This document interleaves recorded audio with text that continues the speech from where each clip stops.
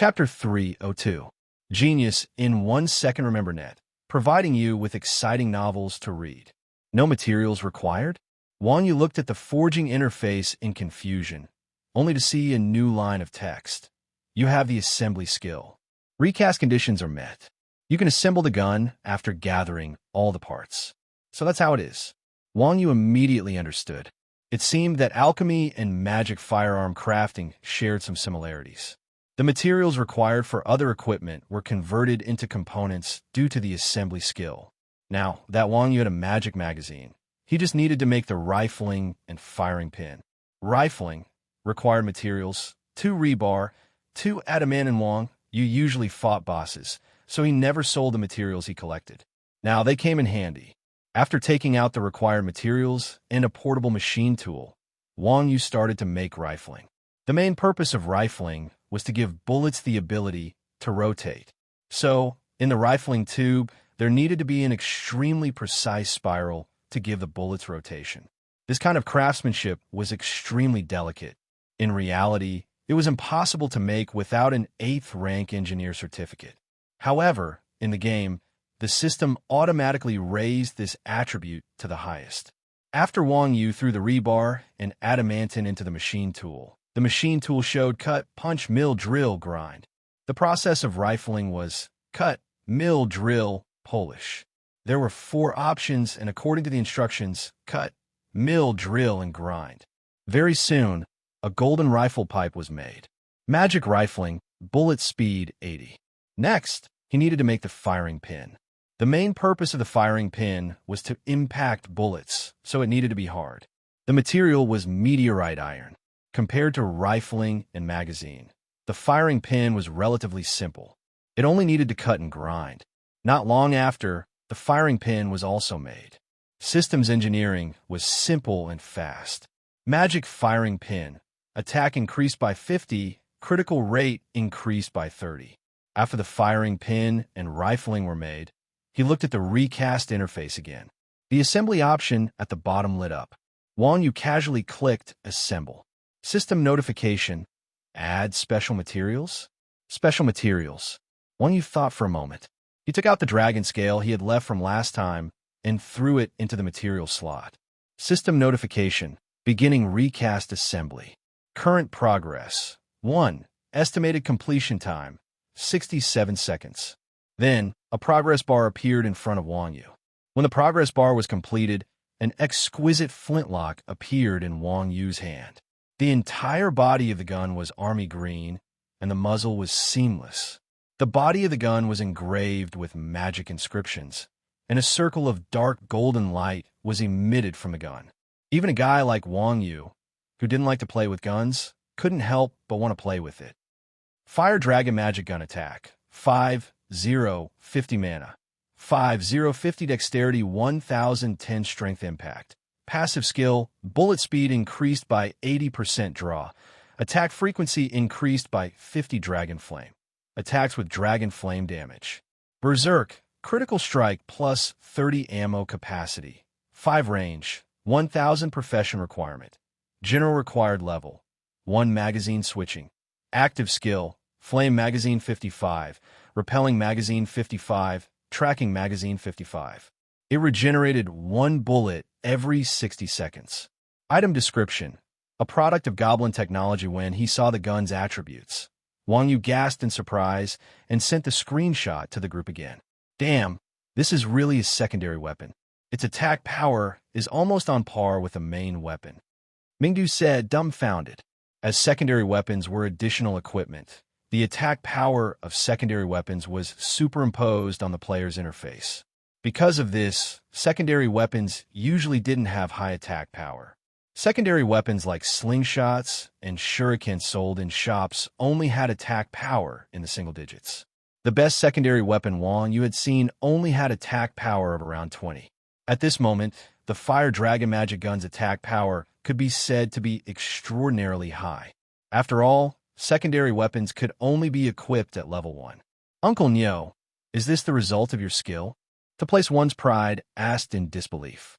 Yes, not bad. Are you selling it? Famous Dao Shue had always been like this. When he saw something good, his first reaction was to ask if it was for sale. If Wang Yu's magic forging was not a skill that he had already learned, famous sword Dao Xue would have asked the same question. How much is it? Wang Yu asked. 1,000 gold coins. Famous sword Dao Xue lived up to his reputation as a businessman. He spoke boldly, throwing out a price that caused everyone to calm down. Although the Fire Dragon demonic gun could only be loaded with 5 rounds, the last clip had increased the capacity by 3 times. Moreover, it had an additional effect. Offhand weapons were rare to begin with, and top-tier offhand weapons were even rarer. Assassins were a class that relied on explosive damage. If they had such a weapon, their survivability and explosive damage would increase by a large margin. This was a weapon that could be used for a lifetime. Oh, Wang Yu calmly replied. So, are you selling it? Famous sword Dao Xue continued to ask. 1,000 gold coins was already a very high price. What did he mean by oh? Wang Yu said, I haven't had enough fun with it. I have no intention of selling it. Damn, are you kidding me? Famous sword Dao Xue was furious. Wang Yu laughed sinisterly. I'm just confirming the value of this thing. Old cow, you've learned bad things from those bastards. Famous sword Dao Xue said. Everyone was furious. Dao Xue, I dare you to say that again. After closing the chat channel, Wang Yu sized up the Fire Dragon magic gun again. He casually equipped it at the secondary weapon position, swapping out the gun that he had been using before. After the Gnome Village Chief Karen distributed the rewards, he went back to his own business. Wang Yu walked around the shop again. The shop should have been a one-time use item, as it had not been refreshed since it had been emptied. It seemed that he had completely cleared this instance dungeon. After clicking to exit the instance dungeon, the scene before Wang Yu's eyes changed, and he appeared in the cursed forest. The area that had been shrouded in thick fog had turned into a swamp. After activating the compass and confirming the direction of the Elven City, Wang Yu headed west and returned to the Elven City after 20 minutes. When he saw Elven Queen Alice again, Alice's expression towards Wang Yu was no longer cold, but instead radiant. This game world was indeed realistic. It seemed that the strong were respected. Respected martial scholar, you've returned. Elven Queen Alice took the initiative to greet him. Wang Yu nodded and threw a package over. This is the Stone Giant King's heart. Martial scholar, you've inherited the power of Lord Martial God. Elven Queen did not even look at it and kept the Stone Giant King's heart. Chapter 303. Genius 1, Second Remember Love, Go Divided by Small. Talk, net, providing you with wonderful novels to read. Alice's action made Wang Yu quite dissatisfied. It was not easy for him to get this thing, but she did not even look at it. If he knew this would happen, he would have given her a durian. Love Go Small Talk, net Kuat this time. Wang Yu also received a system notification. You have joined the neutral faction. Elven Honor plus 50. Currently friendly. At the same time, the system issued a server-wide announcement. Player Iron Ox has been recognized by Elven Queen Alice and has joined the neutral faction. The faction system has been activated. Player Iron Ox's great achievements will be recorded in history. The system announcement made Wang Yu quite depressed. Didn't activating the faction system mean that the war between the light and dark factions was initiated? Initiating a war and achieving great achievements? This system was obviously not right. Just when Wang Yu was depressed, the other players in the game were in an uproar. Neutral faction? Aren't players only allowed to join the light and dark factions? There must be a bug in the system. The players opened a faction selection panel at the same time and saw that there was no third option except for the light and dark factions. Even the people of Qiwanjin could not help but send a message to Wang Yu. Old cow, what the hell is the neutral faction? This. Wang Yu paused and imitated Hermit's tone. Only when you are strong enough can you stay out of the world. What do you mean? Everyone was puzzled. Only when you are strong enough can you join.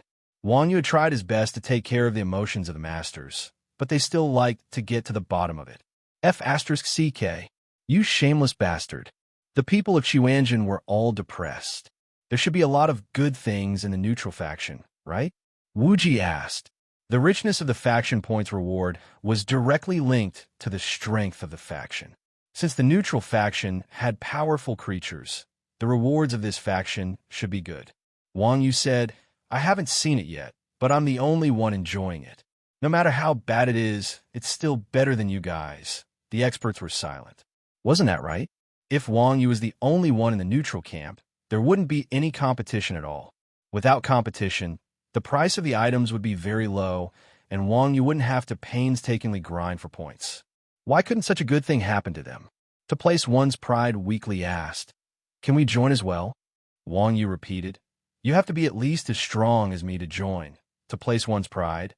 Others might not know how strong Wang Yu was, but how could Chuanjin not know? Based on Wang Yu's condition, there was probably no one else in the game other than Wang Yu who could join this faction. Right, where are you guys? Wang Yu asked. Wang Yu had gained a lot from this dungeon. Apart from the top equipment that the boss dropped, there were also a bunch of items from the gnome shop. At the current stage, they were all the best. In the entire game, apart from the famous big guilds, only the people from the Quanjun sect would be able to digest these items. Following the principle of proximity, Wang Yu naturally had to let her friend go through them first. We are also doing a faction mission. Everyone replied. After defending the Blood Alliance camp, Chuanjin and the others all rose above level 25 and activated the faction mission. Oh, okay, you guys go ahead. Wang Yu replied. The world was big, but the mission was the most important. The equipment that was in his hands wouldn't run away, so he wasn't in a rush. Just as Wang Yu exited the guild channel, the system notification rang out. Player Chun Xiang has passed Pope St. Peter's test and joined the Light faction, activating the faction system. Player Chun Xiang's achievements will be recorded in history. Player Unparalleled Overlord has passed First Apostle Erlin's test and joined the Dark faction, activating the faction system. Player Unparalleled Overlord's achievements will be recorded in history. The two notifications rang out at the same time and repeated 3 times before it quieted down. Then, the system made another announcement. System announcement. The faction system has been fully activated. Rebirth will enter the era of war. The system will be updated for 72 hours. The system will automatically shut down within 1 hour. All players, please log off in time. The system will not be responsible for any losses suffered by players who do not log off within the required time. The *MN. The system had to be updated at this time. The ones who were the most annoyed were naturally Chuanjin and the others. Everyone was only halfway through the faction mission and had to stop. The system shut down and entered a countdown. Wang Yu came to the Elf City's teleportation point and logged out of the game. After logging out, Wang Yu saw Mu Zixin browsing the game website at her desk. Wife, you're so hard-working. Hee, I'm just browsing. With the system update, the in-game market will definitely change. I'm seeing if I should sell some things in time. Mu Zixin said. Oh. Wang Yu was relieved and asked with a smile. Speaking of which, what's going to be updated this time? After all, Mu Zixin was the game's customer service. She definitely knew more than the players. Unexpectedly, Mu Zixin shook her head and said, I'm not sure either, huh? You're not sure either? Wang Yu asked curiously. It's going to be a major update for 72 hours. It's definitely not as simple as releasing a new expansion pack. These are all controlled by the higher-ups. Customer service members like us will never be able to reach that level, Mu Zixin said. Wang Yu replied, Oh, it's okay. Anyway, the system update won't affect me much. Mu Zixin smiled bitterly. It won't affect you much. If there's a major change, it'll affect the in-game market greatly. Is that so?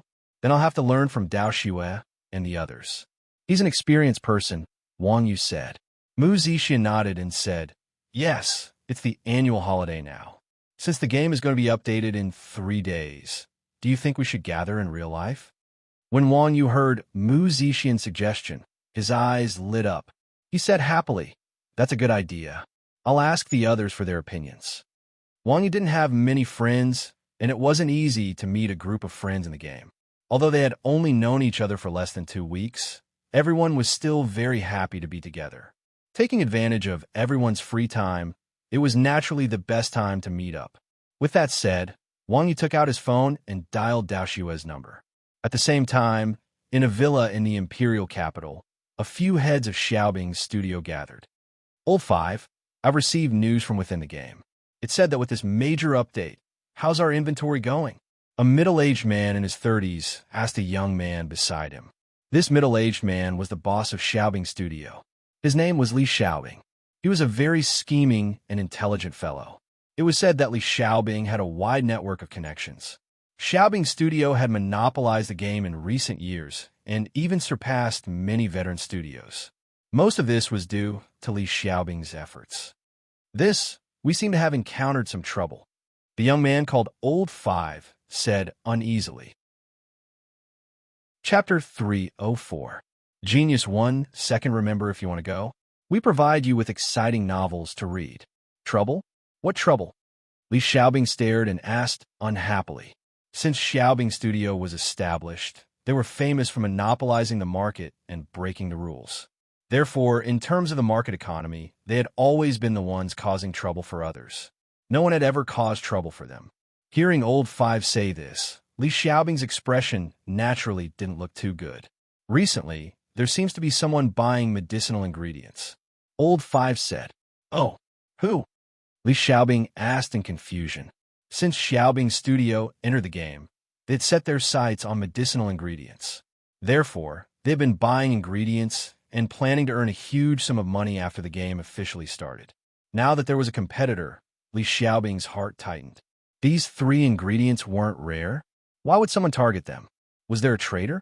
The more Li Xiaobing thought about it, the more afraid she got. These things were always handled by the upper echelons of Xiaobing Studio. If they suddenly betrayed them, Xiaobing Studio's losses wouldn't be small. Sister Nio's General Store. Old 5 said. General Store?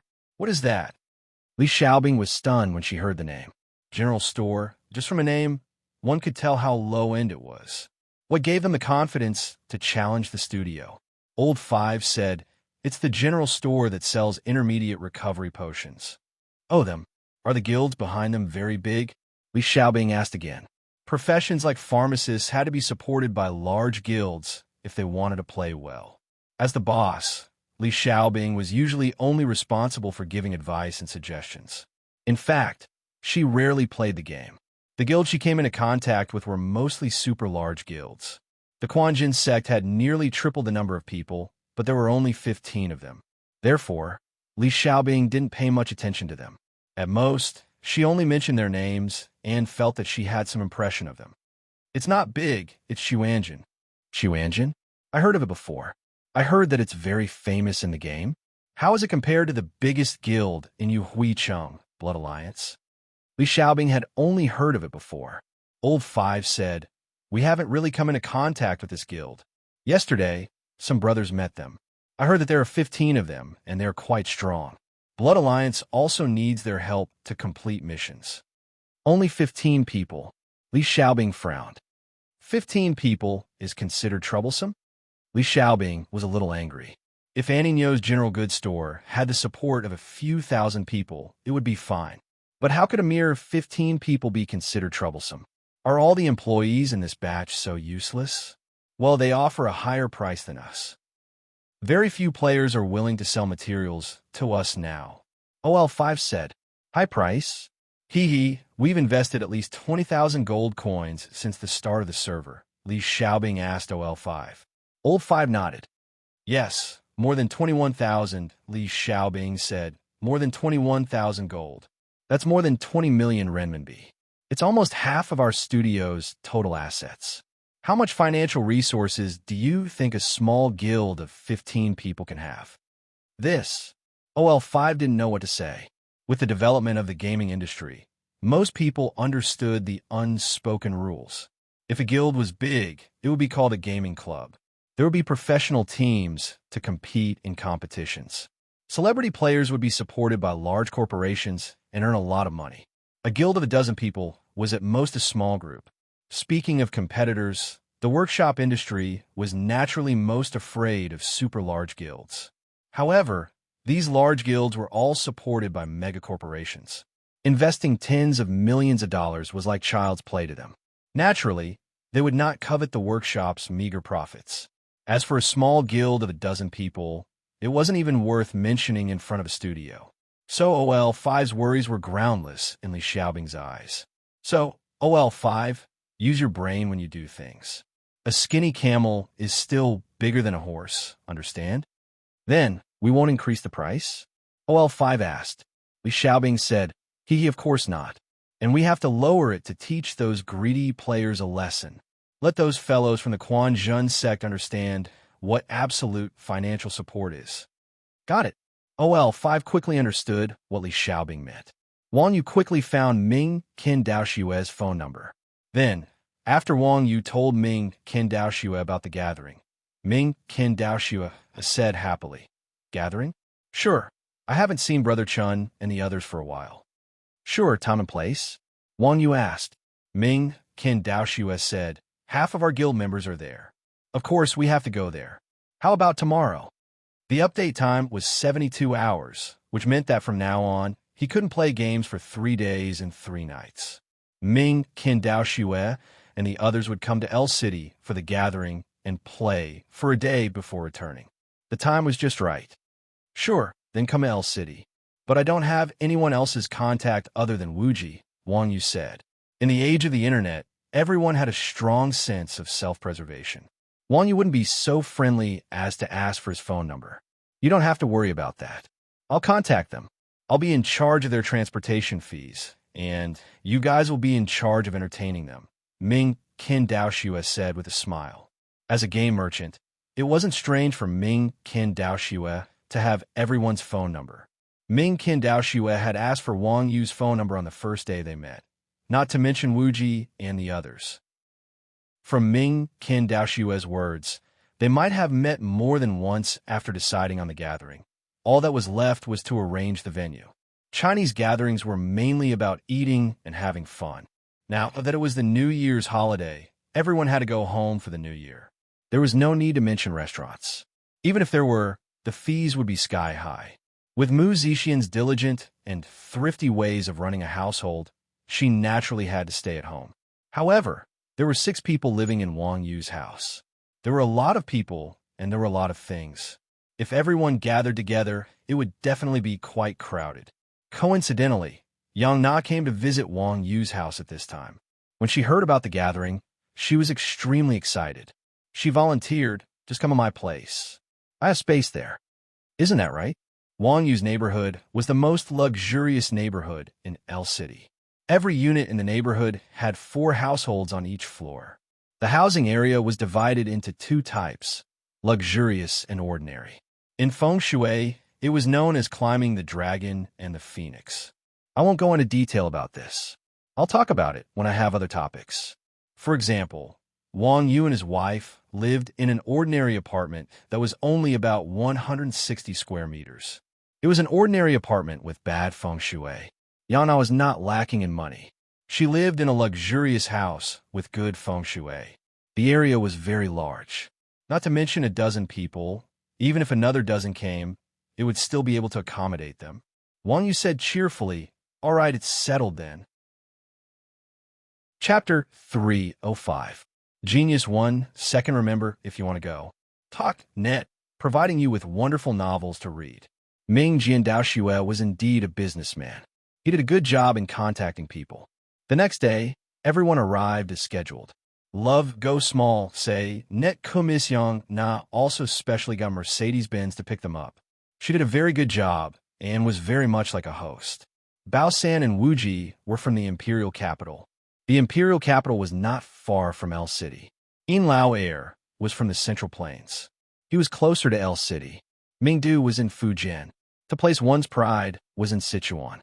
Brother Chun and Ming Jian Daoxue were in Westridge and Lingnan respectively. Although they were relatively far away, the transportation industry was so developed now. It was only a few hours by plane. It was very convenient and fast. Everyone's appearance was almost the same as in the game. In particular, everyone's wretched temperament could not be imitated by ordinary people. Therefore, Wang Yu recognized everyone at a glance. In reality, Wuji was very handsome and tall. He had red phoenix eyes and a small white face. He looked quite elegant. At first glance, one could tell that he was a scholar who had read a lot of books. Bao San, on the other hand, had the look of a typical engineering otaku. The two of them actually had a lot of similarities, but their temperaments were world apart.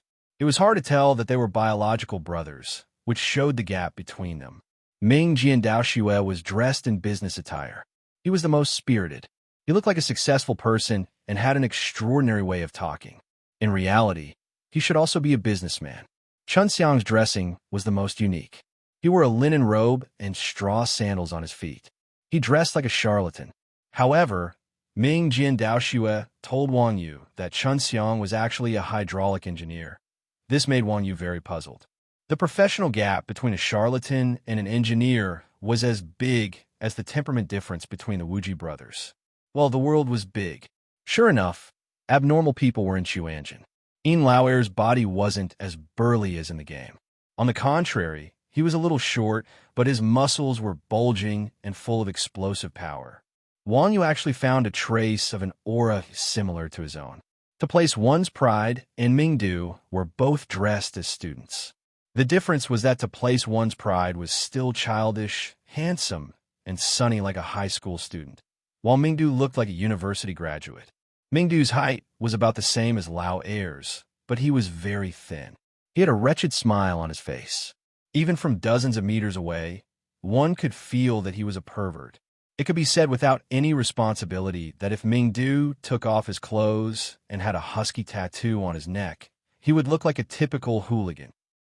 Chuanjin's old six had all met each other before, and as soon as they met, they got into a fight. "Where's Sister Chun?" Mingdu was the first to ask Chun Xiang. "Yeah, where's Sister Chun?" Famous Sword Daoxue added. Chun Xiang rolled his eyes at the two of them and didn't say a word. To place one's pride also came up and asked, "Where's Sister Chun?" Wuji had always been shameless and thick-skinned. Of course, he didn't want to fall behind. What made Wang Yu puzzled was that even the honest Bao San also asked Chun Xiang about Sister Chun when he saw him. This made Wang Yu feel surprised. "Why isn't Sister Chun here?" Wang Yu followed the crowd and asked. Chun Xiang was embarrassed and said, "Brother Nyo, we just met. Why are you like this group of cheese? Is there a story behind it?" Wang Yu and the others revealed a puzzled expression. Wuji said, "Do you know why we have a good relationship with Brother Chun?" "Why?" "Because Sister Chun is beautiful," the group said in unison. When Wang Yu and the others heard this, they were speechless. This group of wretched people. No wonder Brother Chun, who was usually calm, had such a panicked expression when he saw this group of people. "All right, let's get in the car." Yang Na saw that everyone had enough and called out to everyone, "Sister Xian is cooking at home. She will be anxious if we wait any longer." Chun Xiang said to Wang Yu in a wretched manner, "Tell Sister Xian that the brothers are not anxious. She doesn't have to be so anxious." Wang Yu said fiercely, "Poor people are indeed hateful." Yang Na didn't hear the malice in Chun Xiang's face. Instead, she said, "It's not only Sister Xian who is anxious. There are 4 other girls at home. Let's go." Hearing that Li Shui and the other girls were also there, Mingdu and Wuji couldn't hold it in anymore. "Wait, why do I feel like someone is missing?" It had to be said that girls were really attentive. They noticed something that the group of men didn't notice. "Is that so? Who is missing?" Everyone was puzzled. F***CK your grandpa, who locked me outside. At this moment, there was a knocking sound coming from outside the car door. Wuji looked out of the window and saw that there were fishes jumping outside the window. Just like in the game, North Cu looked like a passerby. When she saw Wang Yu just now, she only nodded symbolically and stood to the side. Wang Yu even thought that she was a passerby who greeted her by mistake. After North Cu got in the car, she pointed at Mingdu and said, "Oldly, F***CK your dad.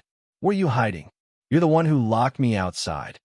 Mingdu pretended to be amazed, as expected of a bandit expert who has played for so many years.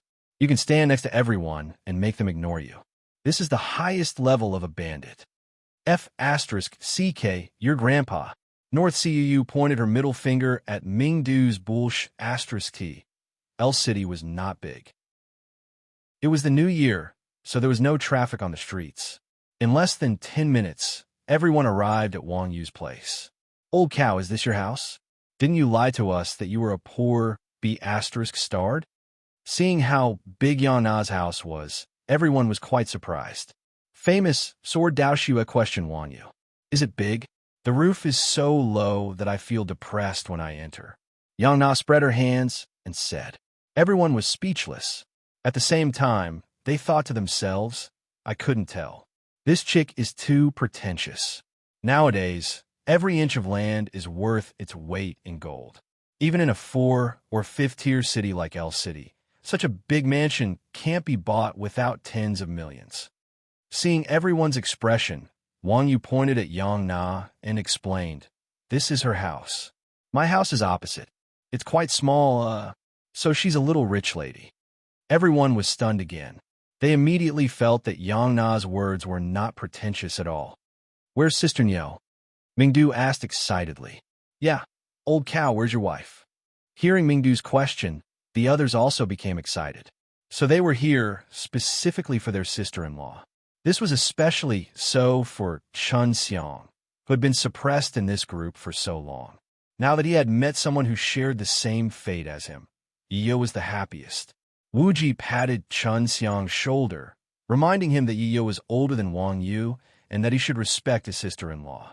Chun Xiang was stunned for a moment, then walked to the side with a depressed face. She's in the kitchen with the 4 girls. Yang Na pointed to the kitchen and said, Is that so? Just as everyone was about to go to the kitchen to observe their sister-in-law, they saw Mu Zixian walking out of the kitchen with Li Shui and the other 3 girls carrying the dishes. As they walked, they called out to everyone, Don't just stand there. Go to the kitchen and get the dishes.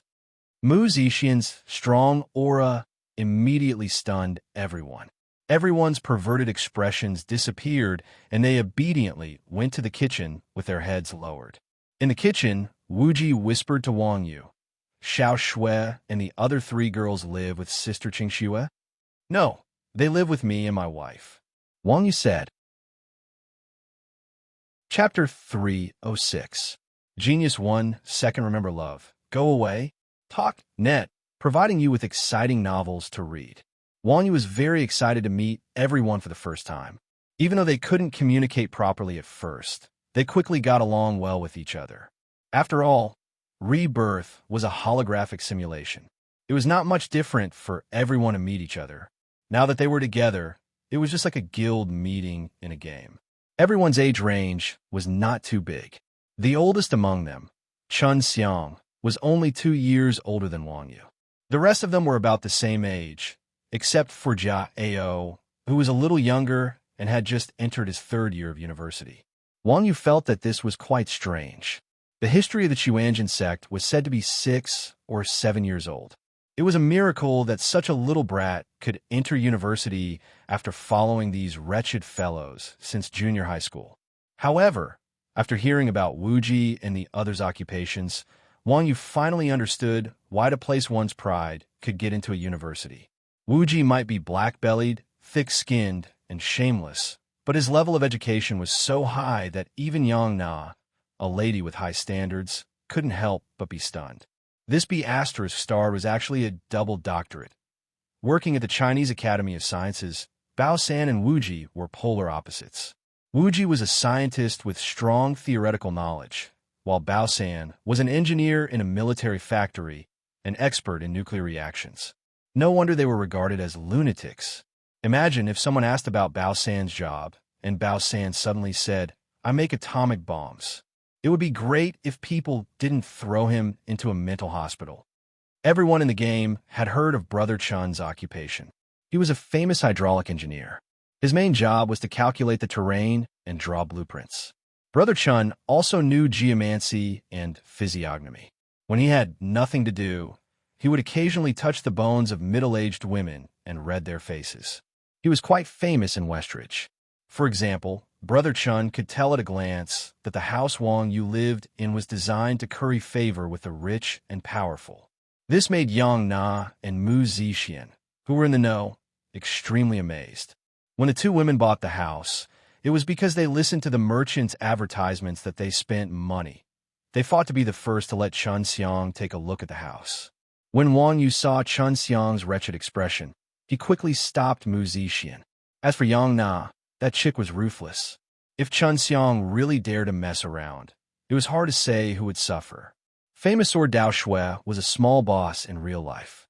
He was the kind of person who could not compare to those above him, but was better than those below him. Due to his professional instincts, he was used to making money in the game. This was completely understandable. Mingdu, what do? Wang Yu became curious about Radiant City's real-life occupations when she heard that the people in front of her had very high-end occupations. In all his life, Wang Yu had never seen a high-end profession that could nurture someone with a personality like Mingdu. I study music, Mingdu said. Study music? Are all the people who study music these days so awesome? Wang Yu was puzzled. It was normal to have mental problems when studying music, but it was not easy to learn to be like Mingdu. Mingdu said gloomily, awesome my *SS. I can't even find a job. Then what do you do now? Other than Wuji and the others? Everyone asked curiously. City management, Mingdu said with some embarrassment. Damn. Everyone was instantly relieved. They all sighed. No wonder. What about second, bro? Looking at your body, you don't seem to be a dead otaku, right? Mingdu asked Yin Lao Air. Yin Lao Air said, I used to be an athlete in the provincial table tennis team. Oh, Wang Yu sighed. No wonder I feel that you're somewhat similar to me. China's table tennis was now more powerful than it was a few decades ago. The members of the provincial team could beat the other national teams easily. The first-string players of the national team were comparable to Wang Yu in terms of reaction speed and movement speed. Yin Lao Air was able to enter the provincial team, so he was naturally a guy with great stamina and reaction speed. Speaking of which, you have been online longer than us. Don't you need to train? Everyone asked Yin Lao Air curiously.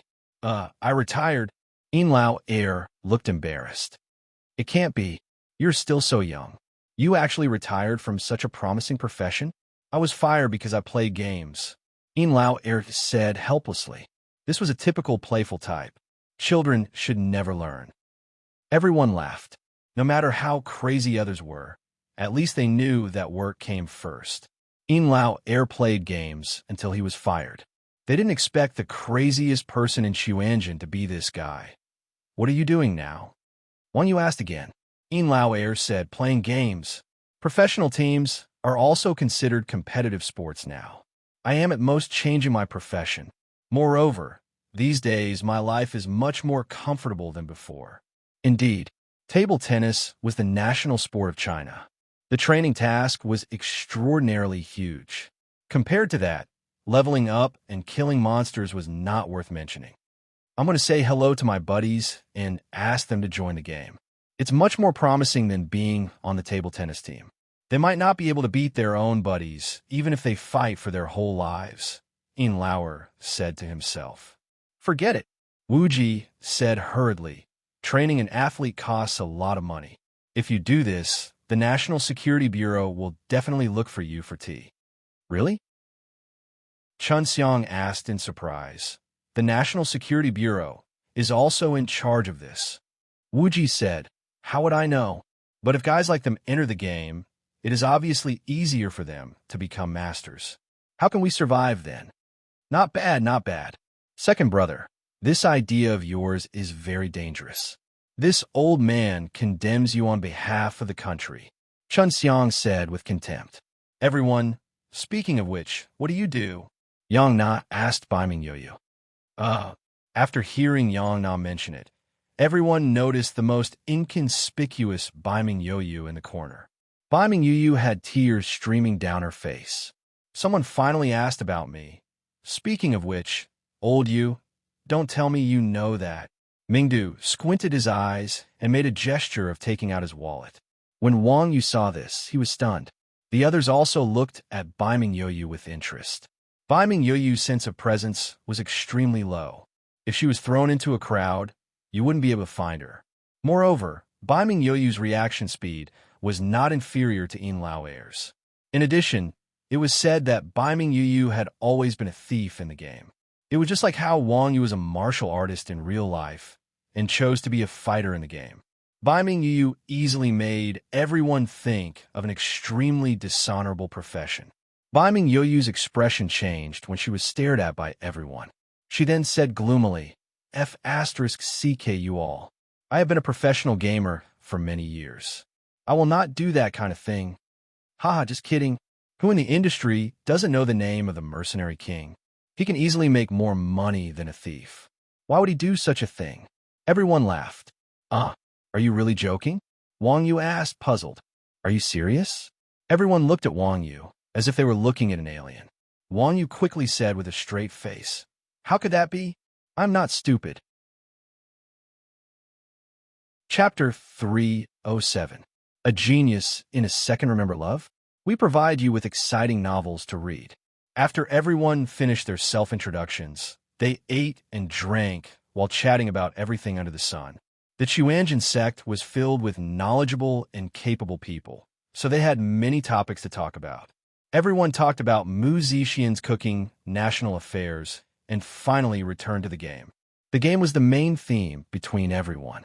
Wu Ji asked Mu Zixian, speaking of which, Sister Niu, what do you think of this update? This sudden big update was the biggest news in the game.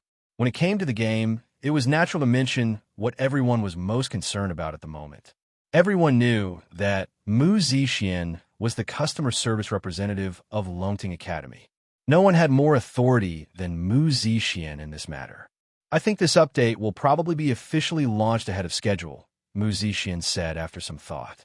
As a customer service representative, Mu Zixian was a meticulous woman despite not being part of the upper echelons.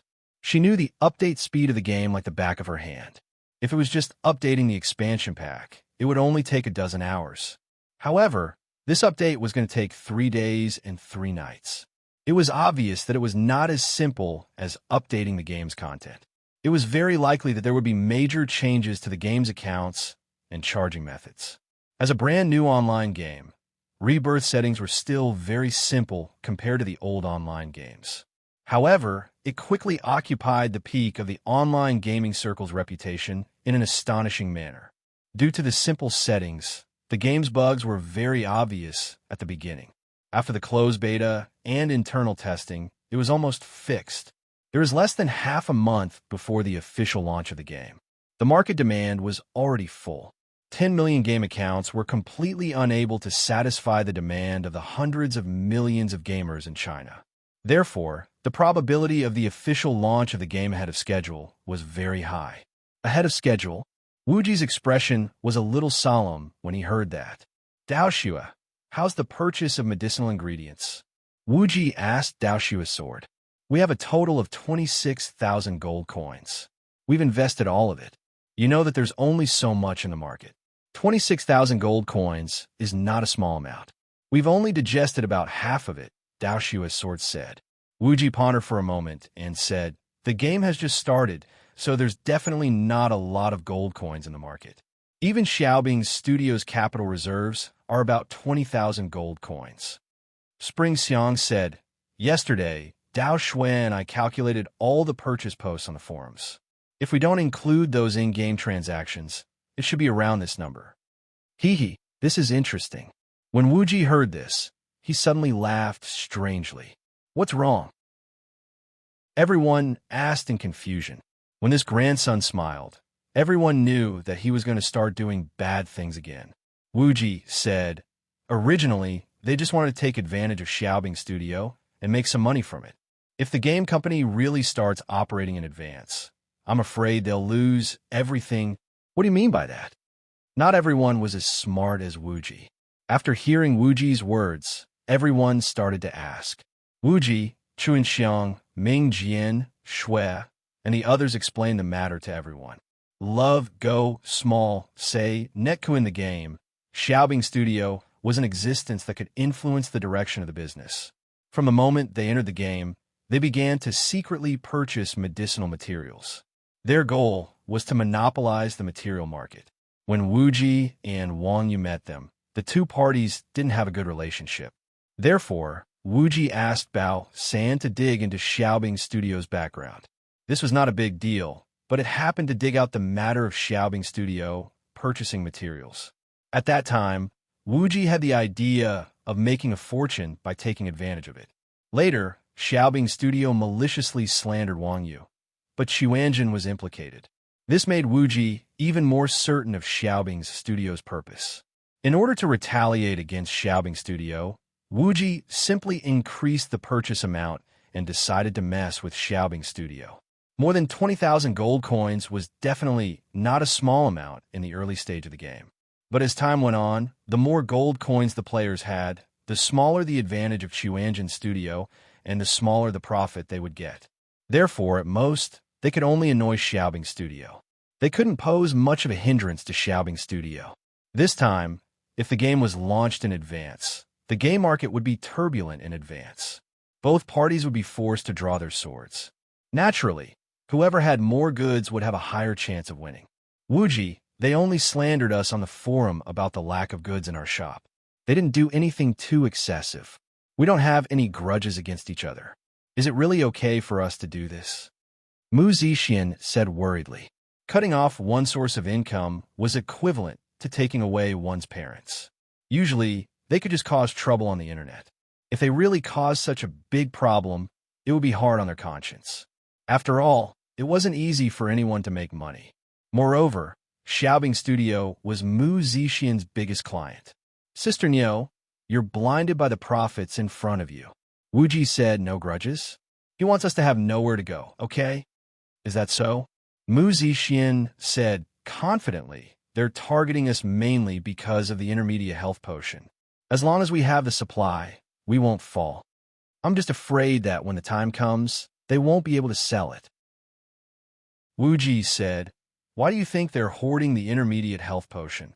When the price of the materials increases, the price of the potion will be forced to increase. Won't they have the final say on how much they can earn? Hiss, hiding a knife in a smile, pulling the firewood from the bottom of the cauldron. This is too sinister.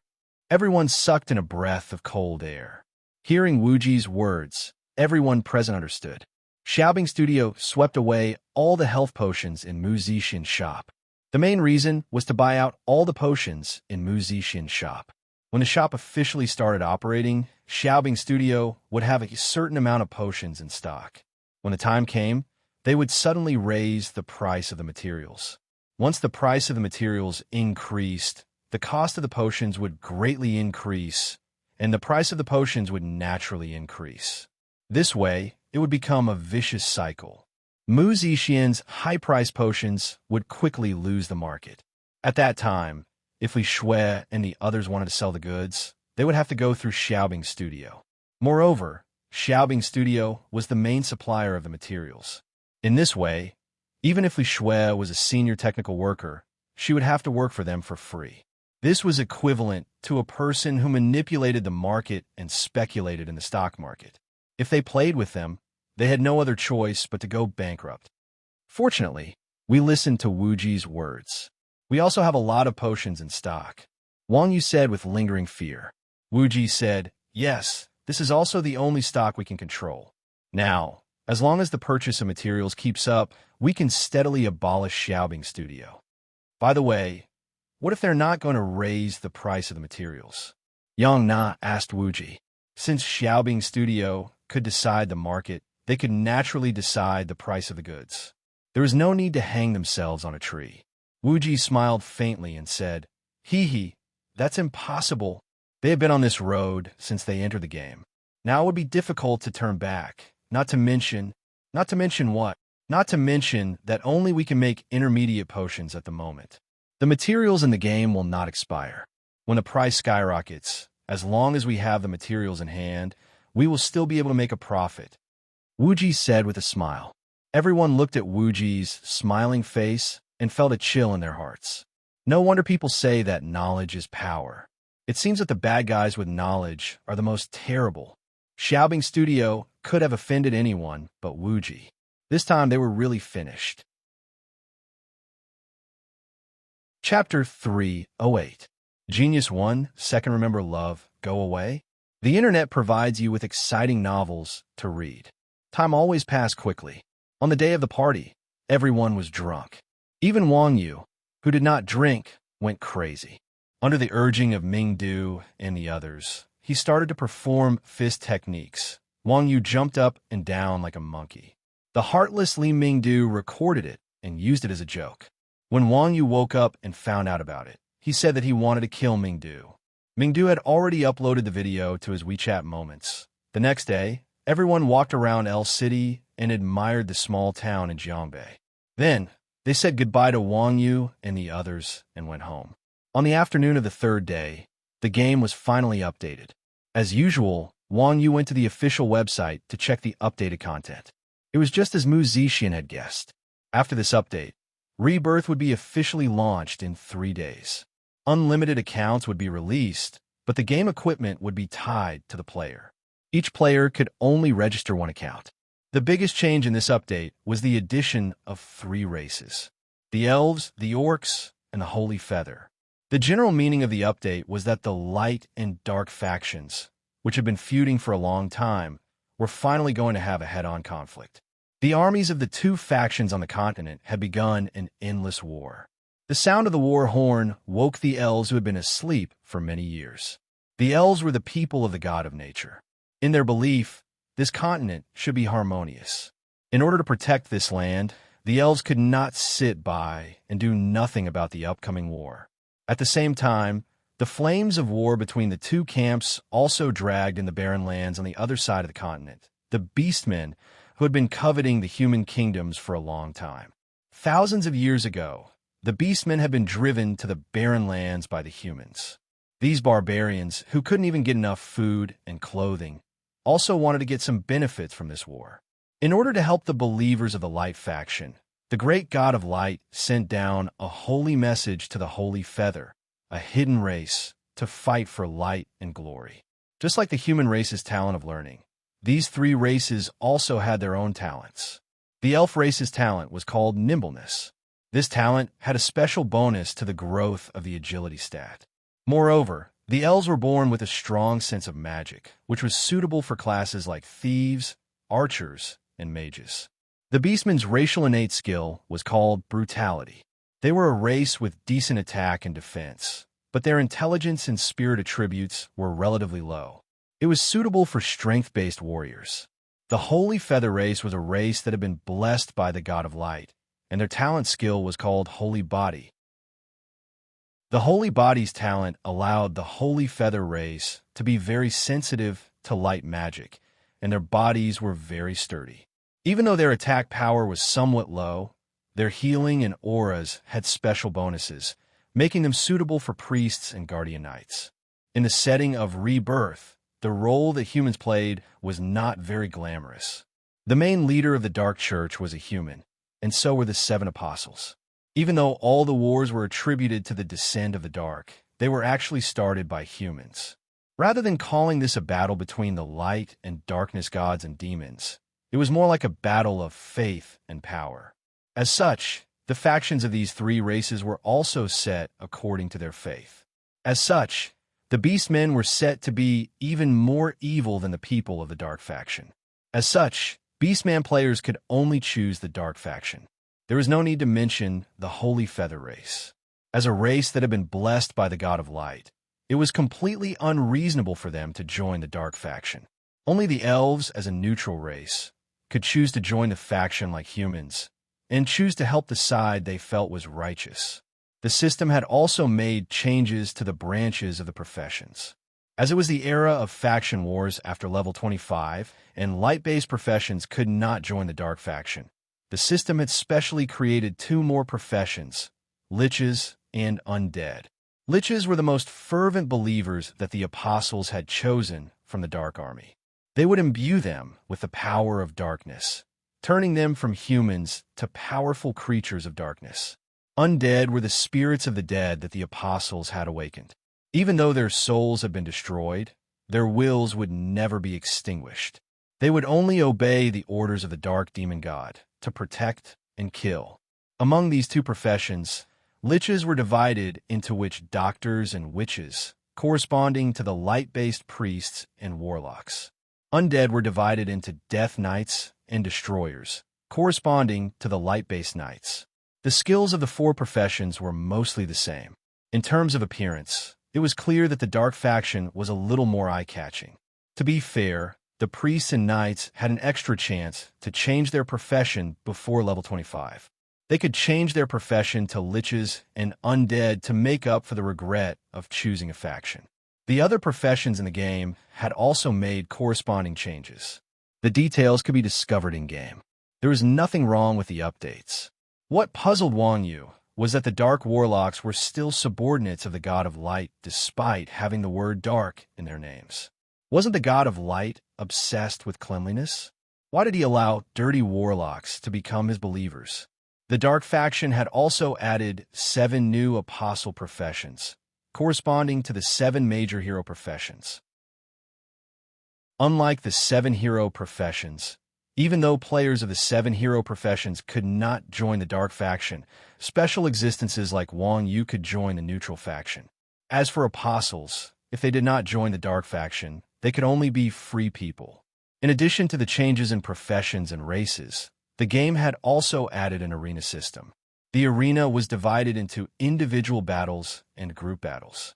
The winner would be rewarded with points, which could be used to exchange for special items in the arena. There was no lack of epic equipment and rare skills. It could be said to be very tempting. After the system update, many players were dissatisfied.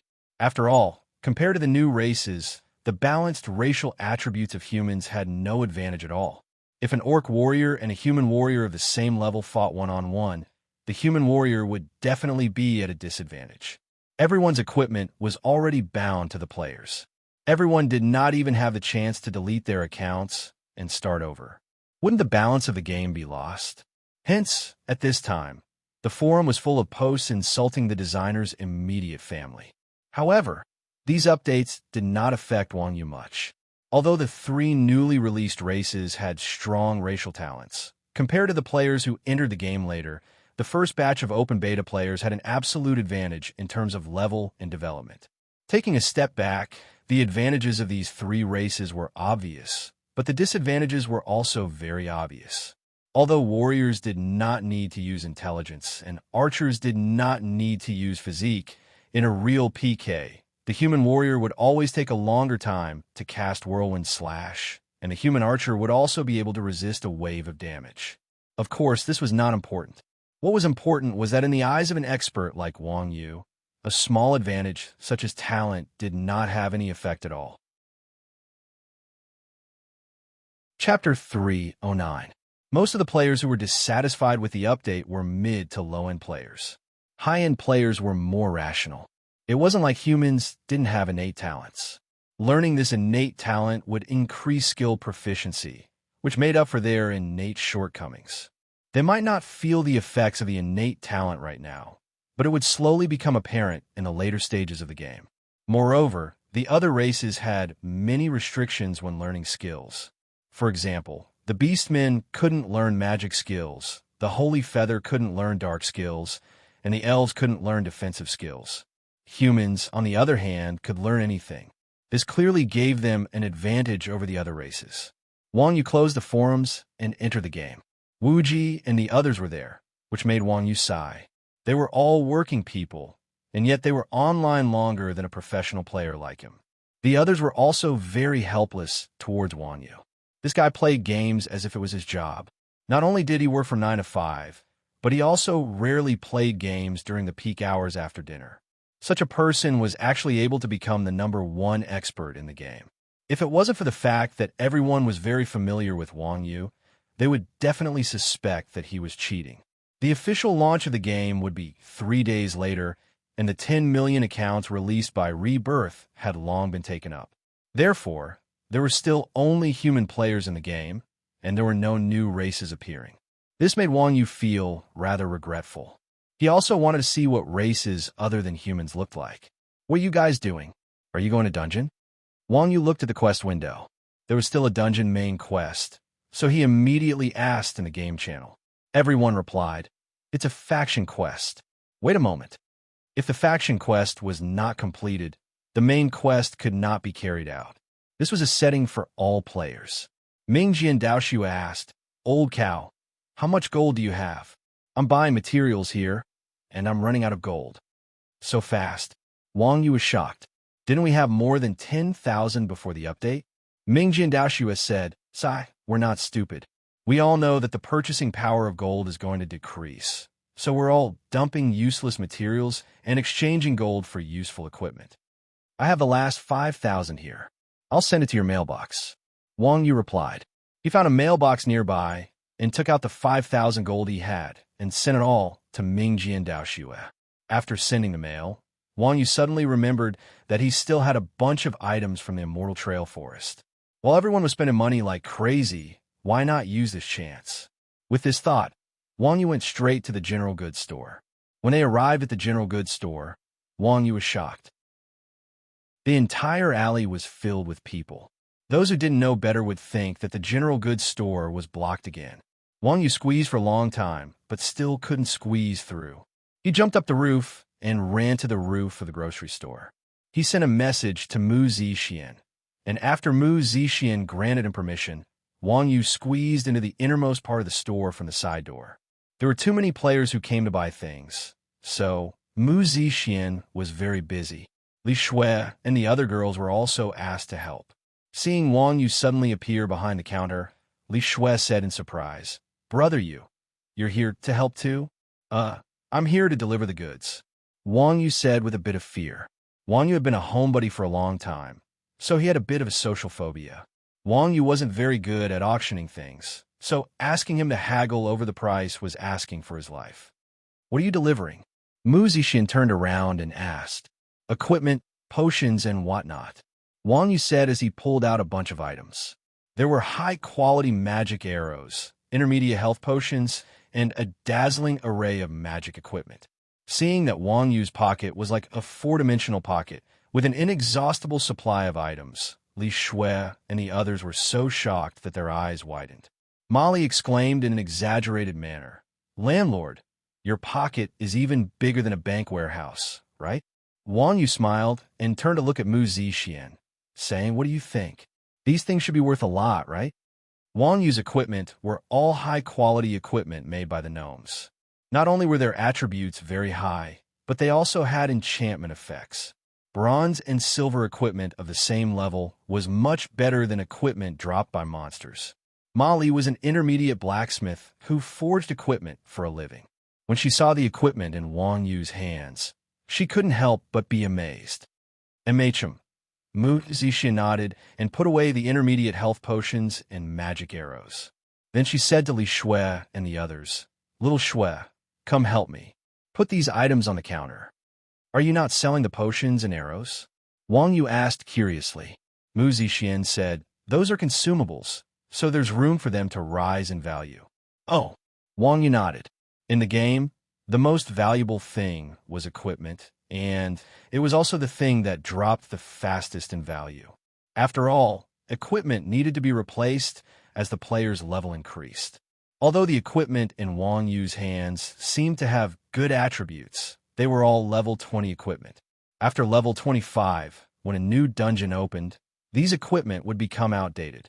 At that time, their value would definitely depreciate. Consumables were different. Even if it was the common and basic health potions in the shop, there would still be people buying them in large quantities in the later stages of the game. Their prices would only increase, not decrease. In times of economic crisis, hoarding rare consumables was a necessary rule for professional players. Ordinary players didn't have this concept. They only cared about exchanging their gold coins for the most useful items. Thus, the equipment in Wang Yu's hands was what everyone needed the most. The attributes of Wang Yu's equipment were much higher than the equipment made by players. Once they were placed on the shelves, even if their prices were higher than the market price, they were still immediately bought by people. Wang Yu had collected a total of 70 to 80 pieces of equipment from the gnome shop. There were all kinds of equipment for different classes. In less than 10 minutes, all of the equipment was sold out. At this time, Mingdu suddenly sent a coordinate in the guild channel. "There's a boss in Blazing Sun City. Everyone, do you want to rob it? Everyone." Old Li's occupational disease is acting up again. Everyone looked at him with disdain. Although bosses were ownerless, and there was nothing wrong with snatching them when they saw one, going all the way across a main city to snatch a boss was a little too much. Occupational disease, my ass. Oldly sent a disdainful emoji and said, "The god of luck has already been targeted by a guild. If we don't rob it, it'll be gone. D*MN, the god of luck." Everyone heard this and immediately became excited. "How about it? Are you guys coming or not? Are you guys coming or not?" Mingdu started spamming in the group. Wuji casually muted Mingdu and then calmly replied, F*CKU, just you wait. Chapter 310. The God of Luck? What's that? Wang Yu asked with a blank face. Wang Yu often browsed the forums. The players on the forums would brag for a long time about defeating an elite monster, and would even flood the screen with praises about defeating a boss. Therefore, Wang Yu had seen many strange bosses on the forums. However, this was the first time Wang Yu had heard of the God of Luck. "It's a lucky boss," Chun Xiang said to Wang Yu. Like many games, there were many Easter eggs in Rebirth, and the lucky boss was one of them. These bosses did not have a fixed spawn location, and even had a fixed spawn form. It could be a low-level lucky wild dog, or a high-level lucky dragon king. According to the official information, there were only 10 lucky bosses in the 300 main cities of the game, and they were the kind that wandered around the world. Not only could they be encountered in wild maps, but they could also appear in quests or dungeons. No one had ever seen what they looked like. The only difference between a lucky boss and a normal boss was that the lucky boss had the word lucky in front of its name and the suffix special boss behind it. Lucky bosses were rare, and they were also very strong. If you saw a wild dog with high HP and attack in the beginner's village, don't think that there was a bug in the system. It could be a lucky boss. As the name suggested, the lucky boss was a big gift pack type monster. According to the official introduction, this kind of boss could only be encountered by very lucky people. The equipment it produced was also the best of the best, and there was even a chance of producing legendary equipment. There were also all kinds of exquisite items. However, the game had been in closed beta for 2.5 years, and no one had ever encountered a lucky boss. As the saying goes, good things happen to good people. Who would have thought that a bastard like Ming Du would encounter such a good thing? Damn. The facts prove that God never opened his eyes and only knew how to play jokes. Wang Yu often visited the official website, so he had some understanding of the Easter egg system like the lucky boss. At this time, Wuji also said it's rare to encounter a lucky boss. "Everyone, gather at the Liege City teleportation point." "My wife is quite busy," Wang Yu said, a little embarrassed. F*CKU. Everyone cursed. This was a lucky boss. In Wang Yu's heart, nothing was more important than accompanying his wife. Didn't he know what was important? Mu Zixin smiled and said, Go. It's a lucky boss after all. Anything it drops is worth quite a bit. It's a business with no capital. It's much more profitable than opening a shop. Mu Zixin was also in the channel. Naturally, she could hear their conversation. The girl's skills were not good enough. Normally, they would not be of much help when fighting bosses. At this time, they could not be a burden. Moreover, Wang Yu would not be of much help here. "All right then, wait for me," Wang Yu said, then squeezed out of the store, jumped onto the roof, and ran towards the teleportation point. Blazing Sun City. Just from the name, one could tell that it was not far from Yuhuicheng. It was only one city away, and one could directly teleport there. 10 minutes later, apart from Mingdu, all the members of Chuanjin gathered at the teleportation point of the Scorching Sun City. "Where are the coordinates again?" Wuji asked Chun Xiang. Just now, Mingdu's spamming of messages had long since wiped out the chat history. Only Chun Xiang, who was more sensitive to numbers, would remember. As expected of a professional, Chun Xiang reported the coordinates without any hesitation. "Speaking of which, this is a lucky boss. Can we really take it down?" Chun Xiang asked cautiously after reporting the coordinates. Since the lucky boss had a chance of dropping legendary equipment, it had to be at least as strong as an epic boss. Currently, everyone was around level 25. Fighting an epic boss was like a moth flying into a flame. After all, the system stats were fixed. No matter how skilled Wang Yu and Yang Na were, they couldn't do anything against such an unreasonable monster. Moreover, based on Bright Dou's words, someone was already fighting the boss. With Bright Dough's current strength, if he wanted to snatch the boss, even a dozen ordinary players wouldn't stand a chance against him. He definitely wouldn't need any helpers. Now that Bright Dough had called everyone here, it was obvious that the guild fighting the boss would have a lot of players. With this, the pressure on Xuanzhen's people increased. Wu Ji said, "Of course we can't take it down. But since it's a boss, there must be a way to kill it." TSK. I admire Boss Wu Ji's confidence. To place one's pride, he admired Wu Ji's courage in seeking death. Does anyone have any questions? Wu Ji looked around. Wang Yu said, "Does anyone want equipment?" "It's new equipment, friend price." F*CK off. Before Wang Yu could finish, everyone angrily said, "You're advertising here? Do you have any shame?" Wang Yu looked at Wu Ji with disdain and said, "Isn't it Wu Ji, that idiot, asking me if I have any questions?" Facing Wang Yu's huge fist, Wu Ji had no choice but to accept the fact that he was an idiot. He said in the channel, "Since there are no other questions, let's go." God of Luck spawn point was Scorching Sun City's level 30 leveling area, Scorching Sun Plains. It was very spacious, and there was no end to it. When the group arrived at the coordinates given by Mingdu, they could see a dense crowd of people from afar. It seemed like they were having a meeting. Around them, there were a few dozen people standing around, keeping watch. As for Bright Dough, he didn't dare to move forward at all. He stayed far away from the crowd and pretended to be leveling up as he observed the situation. Mingdu had always been the kind of person who would set someone on fire at the slightest disagreement. At this time, his cowering appearance was very funny in the eyes of the others. Seeing Mingdu like this, Wu Ji couldn't help but ridicule him. "Oldly, why are you so scared? This isn't like you." F*CKU. Mingdu said sullenly, "This boss is mine. It was stolen by that bunch of trash." F*CK them. Mingjian Dao, Shui said in disdain, "Tisk, bosses are all ownerless. You can steal from others, and others can steal from you. It's very normal." F*CK, "This boss is mine," Mingdu said gloomily. Seeing Mingdu like this, Xiang Chun smiled wretchedly. "Ming, tell me, what happened?" Mingdu wanted to cry, but had no tears. "That was my faction quest monster, Demon God's puppet. It just so happened that it spawned a lucky boss." F*CK the system. Hearing this, everyone was speechless. Evil would be rewarded with evil. Mingdu loved to steal bosses.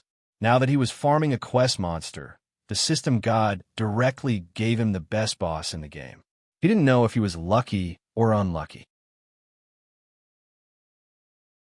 Chapter 3:11. Which guild stole the boss? Don't they know it's your quest monster? Wu Ji asked Mingdu.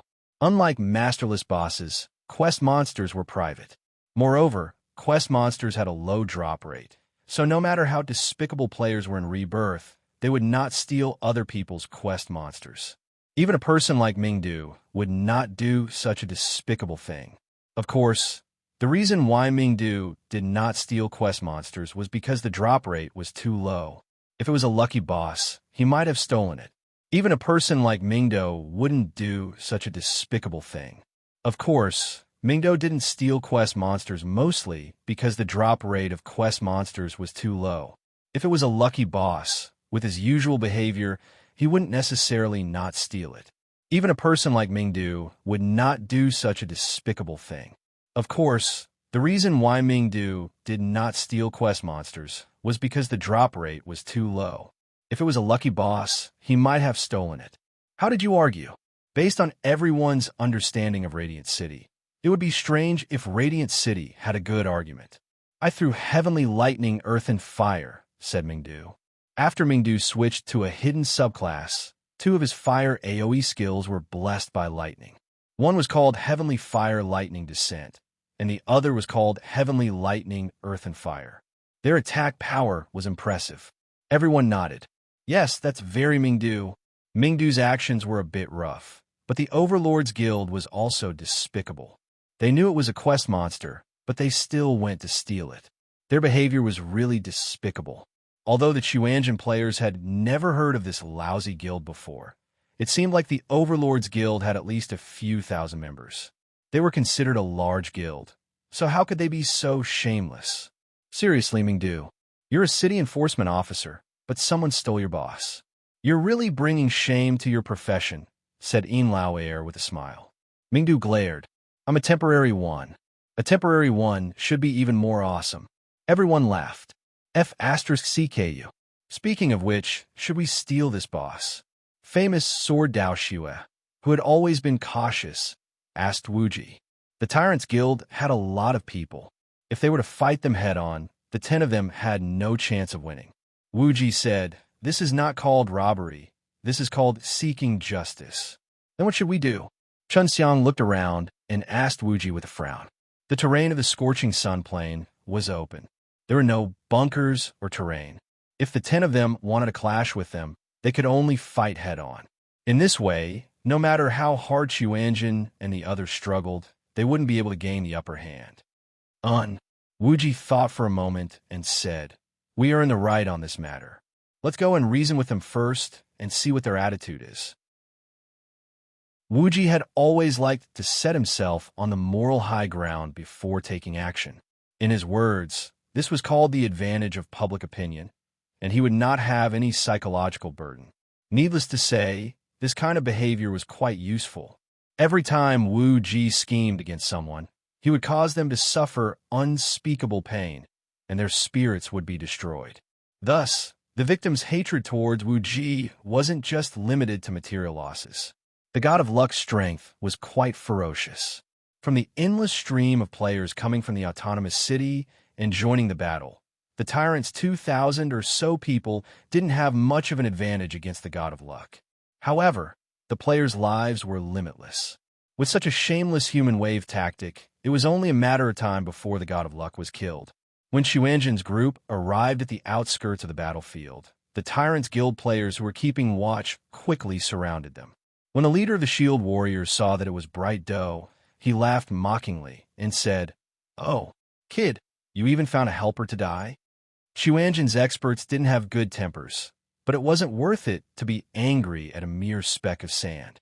Wuji ignored the warrior's mockery and smiled. He said indifferently, "Brother, the boss you're fighting is my friend's quest monster. I think there might be some misunderstanding. Can you let your boss come out and explain?" "Ha ha ha." The warrior laughed arrogantly and said, "You think you can see our boss just because you want to? Who do you think you are? Hurry up and scram, or we'll clear the field." It wasn't rare for a boss to clear the field in a dungeon. As soon as the warrior finished speaking, the 10 or so players behind him quickly drew their weapons and got into an attack formation. "Oh, is this your attitude after stealing a kill?" Wuji raised his eyebrows and asked. It wasn't that Xuanjin's people hadn't stolen kills before, but stealing someone else's quest monster and being so arrogant, their character was even worse than Mingdu's. The warrior waved the giant shield in his hand and said, "Nonsense. Our boss said that it doesn't matter whose quest monster it is.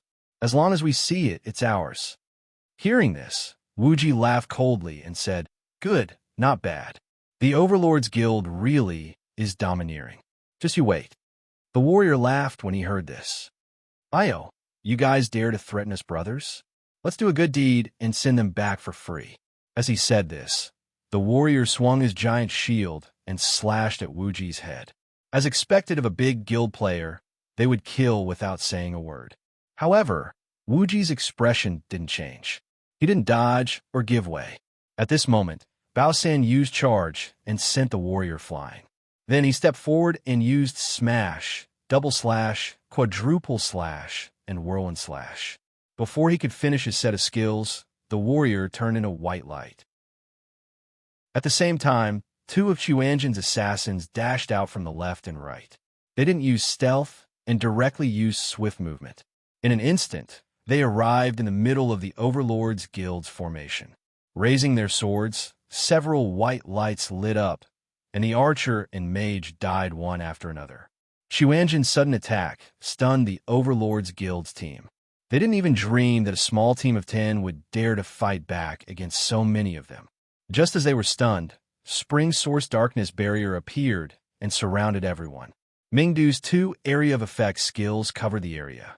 Without anyone else doing anything, The Overlord's Guild's team of a few dozen people were all killed in less than 10 seconds. What the F asterisk CK? What's going on?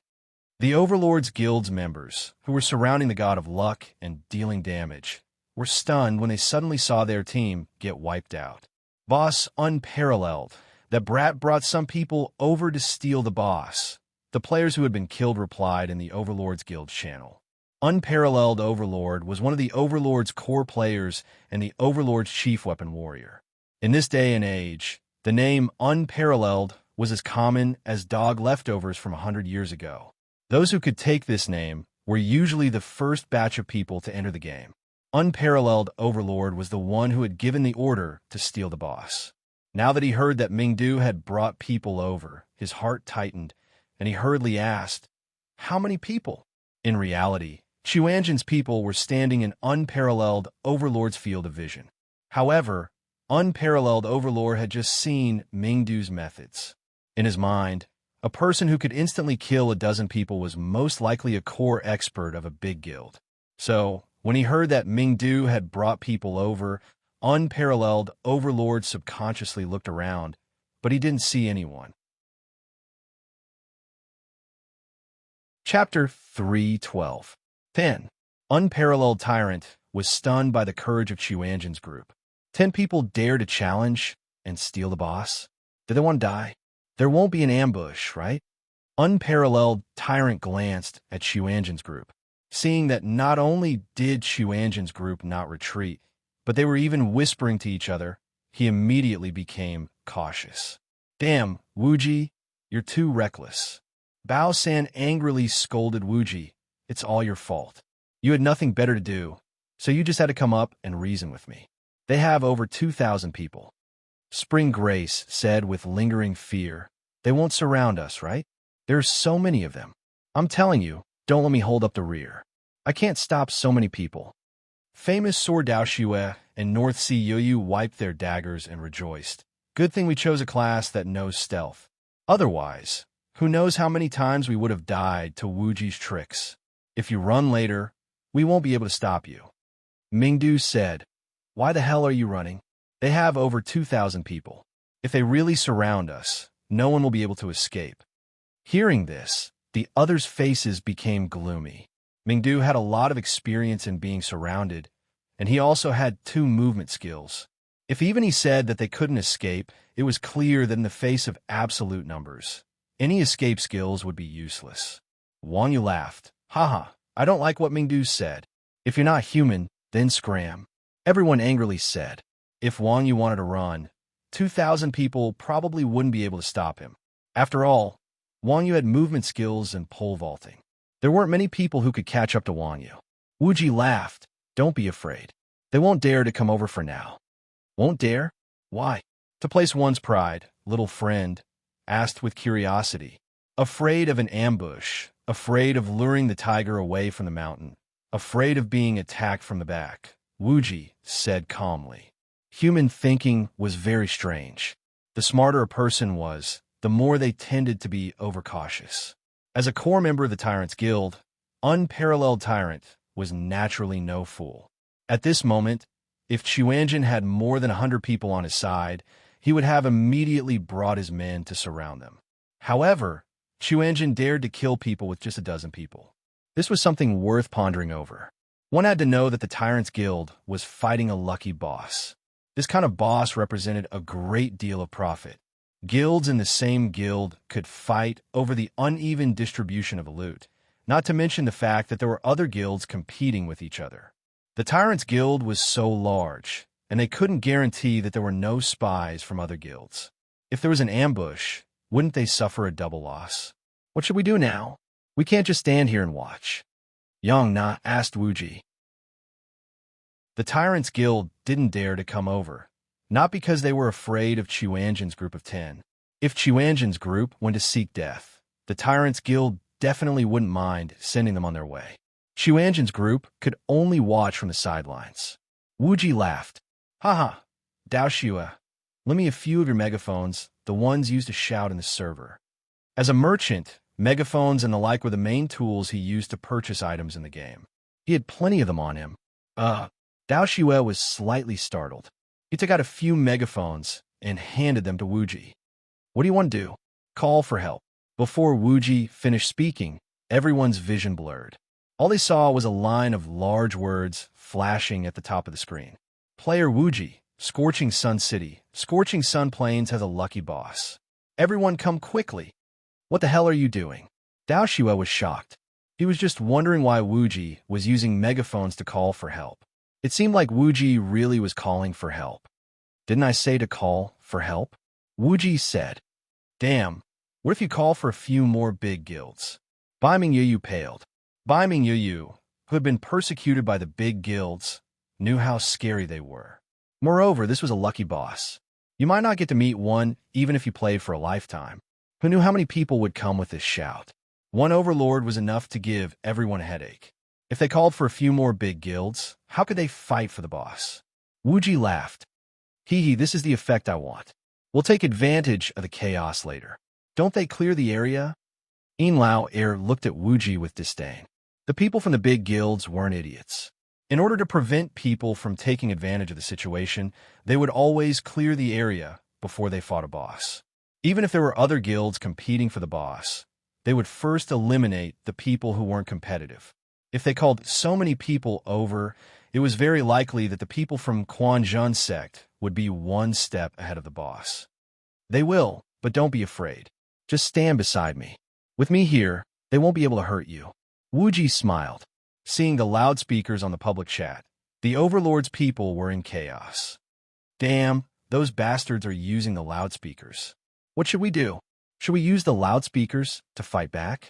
The Overlord's people asked Unparalleled Overlord. Unparalleled Overlord said, Don't panic. It's fine if we don't do anything. If we fight back, it'll be chaos. Unparalleled Overlord was indeed very smart. The online world had always been full of idiots. Those who had nothing better to do would make up a rumor and use the loudspeakers.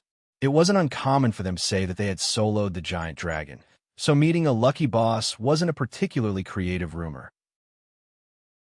If the Overlord's Guild didn't care about this, any normal player would think, did you find out that the lucky boss is your dad? If the Overlord's Guild fought back, wouldn't they be exposing themselves? How could Wuji not think of what Unparalleled Overlord could think of? After shouting the boss's coordinates twice, Wuji walked over to Yang Na's side and handed her 2 loudspeakers, giving her a few words. Following that, another shout appeared on the public chat. Player Qingxua, damn Wuji, just you wait. The Overlord's Guild will grind you down to level 0. After Yang Na's loudspeakers were used, the players who had been ignoring Wuji's shouts immediately became noisy. Is the Overlord's Guild real? There really is a lucky boss. No, I have to go take a look. There were only 10 lucky bosses in the entire game's 15 servers, and they were as rare as legendary bosses. Even if they had to risk their lives, they had to go take a look. Not to mention, if a legendary boss dropped right at their feet, wouldn't they be rich? It had to be said that players always had the habit of numbing their own thoughts. This kind of person was very suitable to buy lottery tickets. Yang Na's loudspeakers continued to be used. Seeing this, the players in the 7th server put down their monsters and rushed over to Scorching Sun City. F*CK, Unparalleled Overlord almost choked to death when he saw Yang Na's message. We're not going to retaliate, but they're actually putting on a show. Surround them. Unparalleled Tyrant commanded, and the members of the Tyrant's Guild charged towards the Quanzhun sex members.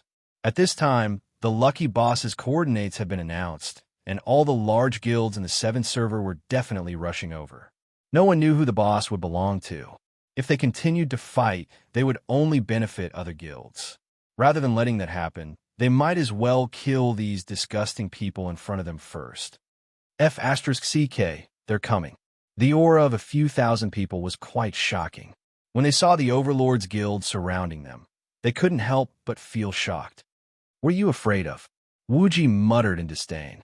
He took out a pink object from his bag and threw it on the ground. Chapter 3:13. Daddy. Once the pink thing landed on the ground, it started circling around Wuji. Everyone took a closer look and saw that it was a pink snake. Daddy! The eyes of everyone who had never seen this little pink snake immediately fell to the ground. At the same time, they squatted down to observe the little snake on the ground. No need to be so polite. Just call me boss. Wuji responded and said indifferently, F*CKU. Do you want to die? Everyone was furious at Wuji, who was playing dumb. Wuji pointed at the snake and said, Do you believe that if I die, all of you will be buried with me? What the hell is this? Mingdu used his staff to poke the snake and asked Wuji. Wuji's son, Wang Yu said with a smile. Wang Yu was the one who had gotten this snake. Son? Mingdu grabbed the snake and held it upside down. He muttered, Why does it look like a daughter to me? Seeing Mingdu play with his snake so crudely, Wuji's expression changed, and he said, Damn you, put it down. Mingdu reluctantly put down the snake and said with a smile, Wuji, I couldn't tell. You're getting more and more sophisticated. Now that you're playing with it, you even have a child. Damn you. Wuji's face darkened. Stand behind me. Everyone stood behind Wuji in confusion. They didn't know what Wuji said, but the little snake on the ground circled around them. A pink hexagram rose up from beneath their feet. Then, everyone had a bewildering formation status. Bewildering formation. Use mana to create an invisibility barrier with an area of 500 meters. Targets 5 levels higher than the user cannot see through it. Damn, group invisibility. Everyone couldn't help but cry out when they saw the status. Group invisibility was a skill that allowed all members of a party to become invisible. This skill first appeared in Legend of Mir. It was a very powerful support skill. However, because this skill was too overpowered, it never appeared in the later games. Who would have thought that there would be such a thing in Rebirth? Except for Wang Yu, everyone was experienced in the game. Naturally, they knew the power of this skill. They all asked Wuji in surprise, What kind of pet is this snake? Wuji pointed at the snake on the ground and displayed the pet's attributes. Phantom Snake HP, 500p, 200000 skill, Illusion Array. Uses magic power to create a barrier that can trap enemies within 5 levels. Consumes P 40 per second. Skill, Bewildering Formation. Creates an invisibility barrier with a range of 500 meters. Targets that are 5 levels higher than the user cannot see through it. Consumes 20 HP per second. Moving out of the barrier or actively attacking will interrupt the skill. Cooldown, 15 minutes. Owner, Wuji Hiss. Everyone sucked in a breath of cold air when they saw the attributes of the illusionary snake. This snake's attributes weren't much, but its 2 skills were extremely powerful. The Illusion Array skill was equivalent to a dark barrier. If it was used properly, it could be used for both offense and defense. It was extremely unbreakable. Meanwhile, Bewildering Formation was an extremely powerful skill for ambushing and defense. As everyone knew, the Thief class's stealth, other than actively attacking, would be revealed if they were moved by external forces. In a situation where there were many enemies, as long as they surrounded them, they would be able to force them out. Although Bewildering Formation couldn't be moved, as long as everyone didn't actively attack, it wouldn't be revealed. In this way, this skill was even stronger than the Thief class's stealth in this situation. So it's a pet skill. Speaking of which, is there a pet system in Rebirth? Everyone asked, puzzled. Wuji spread his hands and said, I didn't say that there isn't one. Based on the current situation, there should be one. Chun Xiang clicked his tongue and exclaimed, Tis TSK, I didn't think that you would be able to achieve such results by playing a rogue. Don't tell me you got it because you molested Angela? As he said that, Chun Xiang squatted on the ground again and grabbed the little snake. With a cheeky smile, he said, Daughter, come with me. I'll buy you some candy. Your mother is with me. He looked like a perverted uncle who kidnapped a child. The Overlord's players had just arrived near Chuanjin's group when they saw a flash of light. Chuanjin's group disappeared in front of their eyes. They were immediately dumbfounded. Damn, are my eyes playing tricks on me? How did they disappear? Did they use stealth? The Overlord's players cried out in surprise. Unrivaled Tyrants said, Impossible. There are only 2 thieves among them. It's impossible for all of them to use stealth. They must have used something like a teleportation scroll. They used teleportation. At least they know what's good for them. Otherwise, we would have chopped them up. The Overlord's players said indignantly. They had finally managed to whittle down half of the boss's HP, but their tempo had been disrupted by these bastards. Just thinking about it made them angry. Unrivaled tyrants said, "Don't let your guard down." The reason they made such a mess is to take advantage of the chaos. They will definitely come back. Everyone, take this opportunity to look around and see if they are nearby. Got it. Everyone received the order and spread out, looking for traces of Chuanjin's group. At this moment, the players who had seen the message on the public chat rushed over through the teleportation channel. Very quickly, the entire Scorching Sun Plains was filled with people. In the official introduction, lucky bosses could drop legendary equipment. Hearing that there was a lucky boss in Scorching Sun City, almost all of the big guilds in the 20 main cities of the 7th server had gathered. Even Blood Alliance and Wordless Song had come to join in the fun. There were also countless other unaffiliated players and players from smaller guilds. At a glance, there was a sea of people. There was no end in sight. There were at least hundreds of thousands of people. What kind of concept was hundreds of thousands of people? In reality, even a small town would have around this number. Now that they were all gathered in one place, there was no place to stand in such a large leveling area. Poor God of Luck. Being surrounded by hundreds of thousands of people, his fate was quite pitiful. Hey, do you see that? That's the lucky boss. TSK, I see it. It doesn't look that good. I wonder what kind of good stuff it will drop. F***C me. Those at the back don't push. There was only one God of Luck. Those who could see it all wanted to take advantage of the chaos, while those who couldn't see it just pushed forward with all their might. For a moment, the entire Scorching Sun Plains was filled with players, one after another. It was a mess, and the only place that was quiet was the aggro zone around the boss. The Overlord's players had already escaped, and God of Luck had lost his aggro target once again. At this moment, the entire Scorching Sun Plains was filled with players. It was a mess, and the only place that was quiet was the aggro zone around the boss. Chapter 314. On the Scorching Sun Plains, a group of people surrounded the God of Luck and headed towards the east. Standing in the middle were naturally the people from the big guilds. These big guilds blocked the God of Luck, and the players at the back couldn't even see what the God of Luck looked like. Chuanjin's people hid in the crowd at the start of the chaos. No matter how domineering the Overlord was, they wouldn't dare to come in and search for them. The power of the ocean was limitless. Apart from war, it also included crowding. Ian Lauer was the only strong professional in the Chuanjin sect. Most of the other professions were cloth-armored or leather-armored. At this time, he was squeezed to the point that he was staggering. It was as if he was squeezing a subway in the imperial capital. His feet could not even touch the ground. This was especially so for the females. In this environment, there were many who were taken advantage of. Yang Nazba was touched twice. Judging from the position, it was most likely done by him. D*MN, it's so crowded. How are we going to get in? Mingdu avoided Yang Na's suspicious gaze and tried to stand firm while asking. Don't rush. Everyone is just here to watch the show. If we don't see it later, they will automatically leave. Wuji, who was beside Mingdu, saw Yang Na look at him and hurriedly wiped his sweat. His eyes flashed as he said this. Wuji was also a cloth armor class.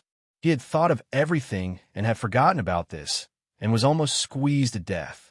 As expected, not long after the vast stream of people left, the players began to gradually disperse.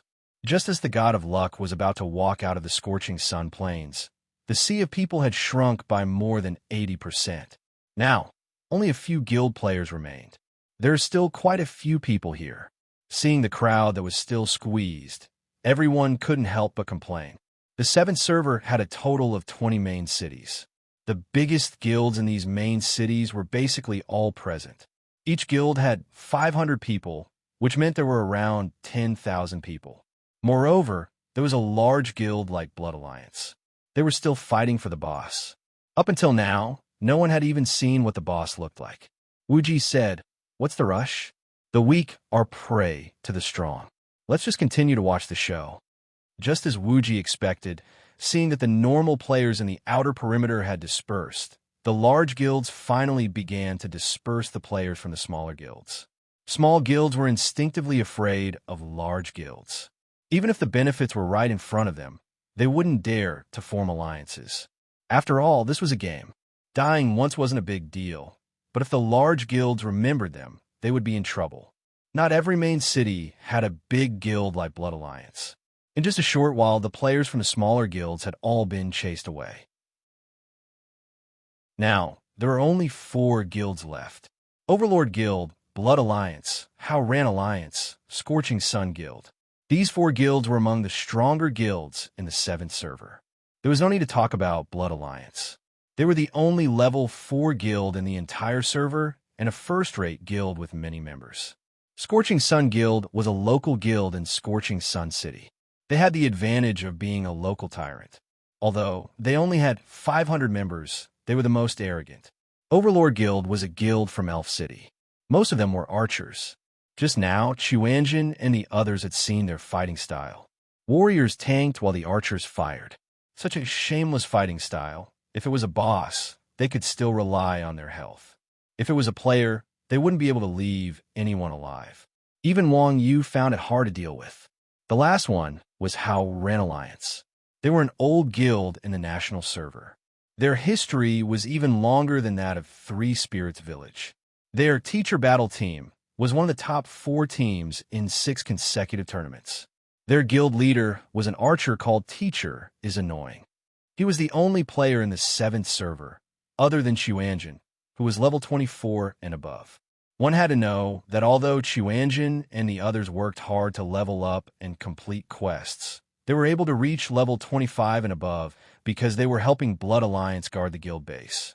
As for the headmaster of the academy, he had indeed trained himself to such a terrifying efficiency. It was definitely not as simple as a level-grinding maniac. As the host, the guild leader of Scorching Sun Guild, Sunshine Shine, was the first to speak. "Brother Unparalleled, your elf city is too big for you. How dare you come to our Scorching Sun City to steal the boss?" Speaking of which, this Sunshine Bathe was also a hothead. He didn't even look at the current situation. The 3 guilds were all big guilds with 2,000 players, and they were all outsiders. When Sunshine Bathe said that, Blood Red War Flag and Teacher's faces darkened. Unparalleled Overlord said coldly, "Scorching Sun City isn't yours. I can come if I want. Do you believe that we won't move our guild base here?" Blood Red War Flag added, "That's right. The lucky boss doesn't belong to your Scorching Sun City. Do you want to take it all for yourself?" Blood Red War Flag was usually very stubborn. The Scorching Sun Guild was not a big guild. The only reason they were allowed to stand here was because they were local natives. However, Sunshine Shone actually dared to target the other 3 guilds. It was obvious that he wanted to kill them before everyone else killed the boss. Seeing that Blood Red War Flag and Teacher is Annoying, Sunshine Shine and Master's expressions changed, and they shut their mouths. Although Sunshine Shine was dumb, he wasn't stupid.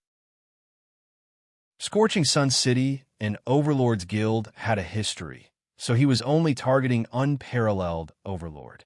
He didn't expect the other 2 to take it personally. Seeing that Sunshine Shine wasn't stupid, everyone let him go. Unparalleled Overlord changed the topic. "Teacher is Annoying, Blood Red War Flag. We've known each other for a long time.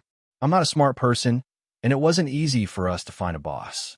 I don't want to fight with you guys again, so I need you 2 to come up with an idea. What can we do so that we can compete fairly without hurting each other?" Unparalleled Overlord didn't even bother with Sunshine Shining. He only asked Teacher, very annoyed, and Blood Red War Flag. Sunshine Shining craned his neck, but he didn't dare to retort. Instead, he gave Unparalleled Overlord a sinister look. Unparalleled Overlord said that he wasn't smart, but he was being humble. He said fair, mainly to highlight that he was the one who found the boss. He just wanted to get some benefits. However, who could become the president of a guild was easy to deal with. Blood Red War Flag wasn't smart, so it wasn't convenient for him to make a decision. Instead, he played dumb and said, "I'm not good with brains. You'll have to ask teacher is annoying." Teacher was annoyed. As expected of the guild leader of a veteran guild, he was thick-skinned and black-hearted. Without even thinking, he ignored the hidden meaning in unparalleled tyrant's words and simply said, "It's very simple. Each guild will send out a team to fight this boss. The others will stand far away and not interfere.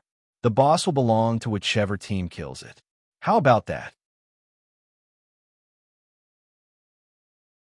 Chapter 3:15. No, this isn't fair. As soon as Master finished speaking, before Blood Red War Flag, an unparalleled overlord, could object, Sunshine Bathe started to argue.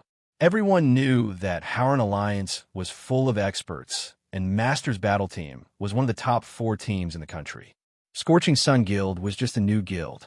Although it wasn't a PK, stealing kills was still a test of skill. A group of normal players challenging a group of professional players. Wouldn't that be a waste of their time? Sunshine Bathed naturally wouldn't do something so disadvantageous. Unparalleled Overlord looked coldly at Sunshine Bathed and said, "You have no right to speak here."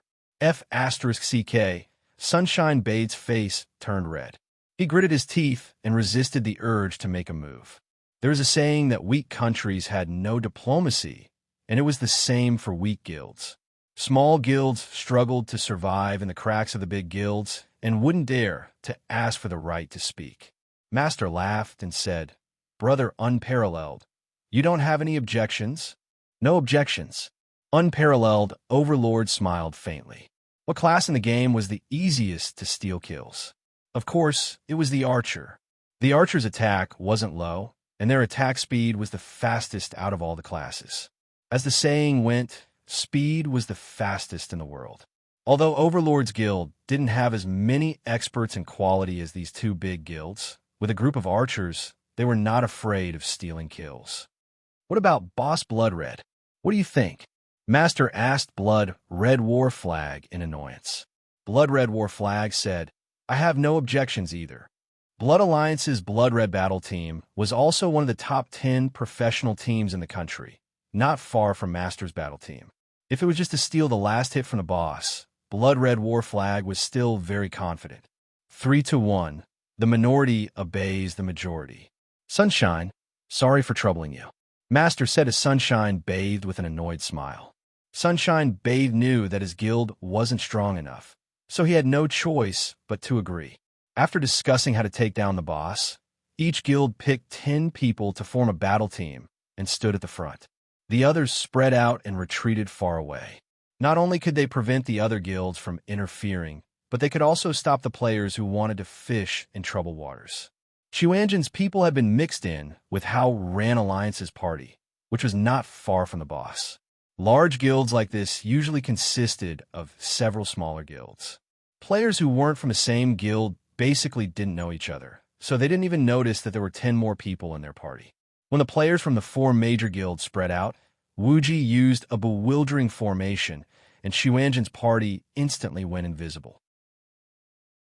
When the players from the 4 major guilds were all out of the attack range, Xuanjin's party was surrounded by an empty space, and they finally saw the legendary Lucky Boss. God of Fortune, Sword Howl HP, 1145855P, 56845 skills, Blade Impact, Sword Storm, Sword Breaker, Sword Saint's Descent. Monster Introduction. A peerless swordsman exiled by the God of Light for 1,000 years because he disrespected God's dignity. After being beaten up by the Overlord's Guild, God of Fortune's HP had been reduced by nearly half, so he wasn't in full condition. God of Fortune's original body, the demon god's puppet, was actually a walking corpse in ragged clothes. He wasn't tall, and his appearance was ugly. After transforming into God of Fortune, he wore ragged clothes and had the demeanor of a grandmaster. He carried a one-handed sword on his back and wandered around leisurely, completely ignoring the players around him. This was the characteristic of wild bosses. As long as they weren't provoked, they wouldn't actively attack the players. Seeing God of Fortune's introduction, The people from Xuanzhen felt extremely sympathetic for his tragic situation. A monkey from Huaxia who destroyed the heavenly court was only sentenced to 500 years in prison. This guy was exiled for 1,000 years just because he disrespected God's dignity. It showed how petty the God of Light was. In the face of such a rare boss, the 4 major guilds didn't dare to hold back. The players who went up were the elites of the elites. Even unparalleled Overlord and Teacher is annoying rolled up their sleeves and went up personally. Just as the people from the 4 major guilds were discussing who would pull the boss, there was a bang. A bullet shot out like a signal flare and hit God of Fortune's head. F***CK. Someone is pulling the boss. The 40 experts surrounding God of Fortune didn't even have time to turn around to see who had attacked. God of Fortune had already drawn his sword and was about to rush out of the circle. These 40 people were the top experts of their respective guilds. How could they let God of Fortune leave so easily? Seeing that God of Fortune was about to run, unparalleled Overlord rushed over and smashed a shield bash into God of Fortune's head. God of Fortune was slightly stunned, but the others had already followed up with their attacks. The aggro of a wild boss wasn't fixed. Now that it was surrounded, its aggro was quickly transferred to others. The speed of a firearm's bullets was much faster than that of a bow and arrow. Hence, the players at the perimeter only heard the sound, but did not know who did it. This was because within 20 meters of the boss, aside from the group of experts that had been picked out, there was no one else. The range of guns was the same as arrows, 10 meters. Was it an illusion? The players from the 4 major guilds felt like their brains couldn't keep up with the pace. Since everyone had heard the gunshot, it naturally wasn't an illusion. As the initiators, Xuanzhen's people were hiding in the maze and laughing secretly. The one who had fired the shot was Famous Sword Snow. Famous Sword Snow had second stage stealth, which allowed him to quickly enter stealth again after attacking a target. In Rebirth, the drops from bosses were protected by the system. After a boss died, the items that dropped could only be picked up by the team that pulled the boss and the team that dealt the last hit. Since everyone wanted to snatch the equipment, of course, they had to take the first hit. Famous Sword Snow clutched his heart like a frightened rabbit and shouted, "Damn, don't come to me for this kind of thing in the future. Do you know how it feels to be surrounded by 6,000 people?" "I know," Wang Yu said calmly. In Holy Light City, Wang Yu had been blocked by tens of thousands of people on the streets. That scene was much more spectacular than this. "Ah, then didn't you die a horrible death?" Everyone was shocked. Besides Wuji and Yang Na, no one knew that Wang Yu had experienced this. "No, I ran." Wang Yu said, "Are you for real?" Even Xuanzhen's people, who were used to seeing Wang Yu's abnormal behavior, were shocked by Wang Yu's words. Damn, there are thousands of people. Just standing there was enough to block the road. In this kind of situation, Wang Yu still managed to escape. Everyone originally thought that Wang Yu was abnormal enough to fight a few dozen people. They didn't think that he had challenged this kind of limit. Chapter 316. On the battlefield, the 40 players were already locked in a fierce battle with the boss. The space around the God of Luck was limited. No matter how many players there were, only 40 of them could attack the boss at the same time. The God of Luck's blade impact was an offensive movement skill. Not only was it very mobile, but it also had very high attack power. The God of Luck used this skill to move around the encirclement, causing everyone to panic. What was even more infuriating was that the God of Luck sword break technique was a defense break skill. Not only could it break through the armor of a tank, but could also cause a shield to lose a significant amount of durability. As a shield warrior, unparalleled Overlord and the other tanks stood at the very front to tank the God of Luck. His heart ached so much that he cried. As a main weapon, durability was the most important. Not only was the repair fee very expensive, but if it fell to zero, it would be completely useless. The God of Luck did not rely on durability, but on silver coins. Fortunately, although the God of Luck was strong, the 40 players were all top-notch experts. Their equipment was also the best at the current stage. Even though it was a little difficult to resist, with the healing of the priests, the God of Luck was kept out of the encirclement. Warlocks control the assassins. Mages, archers, get ready to attack. The teacher at the back was very annoyed to see that the God of Luck was so difficult to deal with. He immediately commanded the players to launch the first wave of attacks against the God of Luck. After receiving the annoying order from the headmaster, the warlocks threw out the dark bounded domain. The encirclement was not big. There were 4 warlocks among the 40 masters, and the 4 dark bounded domains covered the encirclement in an instant. No matter how strong the God of Luck was, he was still a humanoid boss that was vulnerable to crowd control skills. Once the dark barrier appeared, he was immediately fixed on the spot. At this time, the players' assassins appeared behind the God of Luck, raised their daggers, and stabbed at the God of Luck's waist. At the same time, the archers and mages on the periphery also began to attack the God of Luck. However, what happened next, except for the 10 players from the Overlord's Guild, everyone else was dumbfounded. As the players' attacks were about to land on the God of Luck bellowed and swung his longsword. A ring of afterimages enveloped the God of Luck, and as soon as the assassin's daggers came into contact with the God of Luck, the afterimages flashed, and the assassin's daggers bounced back to their bodies. The assassin was a standard class with high attack and low defense. The moment the dagger stabbed itself, its HP immediately dropped to the bottom. Then a white light flashed behind the God of Luck, shocking everyone. The scariest part was yet to come. When the archer's arrows landed on the God of Luck, they were also reflected by the sword shadows. In order to ensure their damage output, the archers all used the focus shot, which had the highest single target damage. As a result, the archers were all hit by their own arrows, which then transformed into light and disappeared. Among the archers from the 4 major guilds, other than the people from the Tyrant's Guild, only Teacher is Annoyed and Bloody Wind Whisperer were lucky enough to escape. The mage's skills were not reflected, but the God of Luck was a magic immune boss. When a mage's skills landed on the God of Luck's head, they only dealt 1 damage. The mages wanted to cry, but had no tears. When the Quan Jin players saw this, they could not help but exclaim, "No wonder the Tyrant's Guild has so many archers surrounding the God of Luck, but the God of Luck is still alive. Instead, so many people have died. This guy has such an overpowered skill." F***C Kami. The players from the other 3 major guilds, who had suffered heavy casualties in 1 round, immediately realized what was going on. They all stared at Unparalleled Tyrant with unfriendly expressions. Teacher is Annoyed was especially annoyed. He gritted his teeth and said, "Brother Unparalleled, good plan.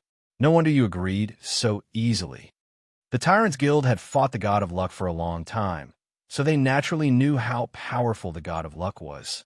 The reason Unparalleled Tyrant dared to agree to Teacher is Annoyed's suggestion was because he knew about the special effect of the God of Luck's Bladestorm. The God of Luck was a magic immune boss. The assassins were the main damage dealers, and the archers were the main classes that dealt the final blow. At this time, almost all the archers and assassins from the other guilds had died. This way, the Tyrant's Guild had a higher chance of winning. Unparalleled Tyrant held back his laughter and said, "Of course not. I wanted to warn you just now, but I was too slow. I'm sorry." "Humph."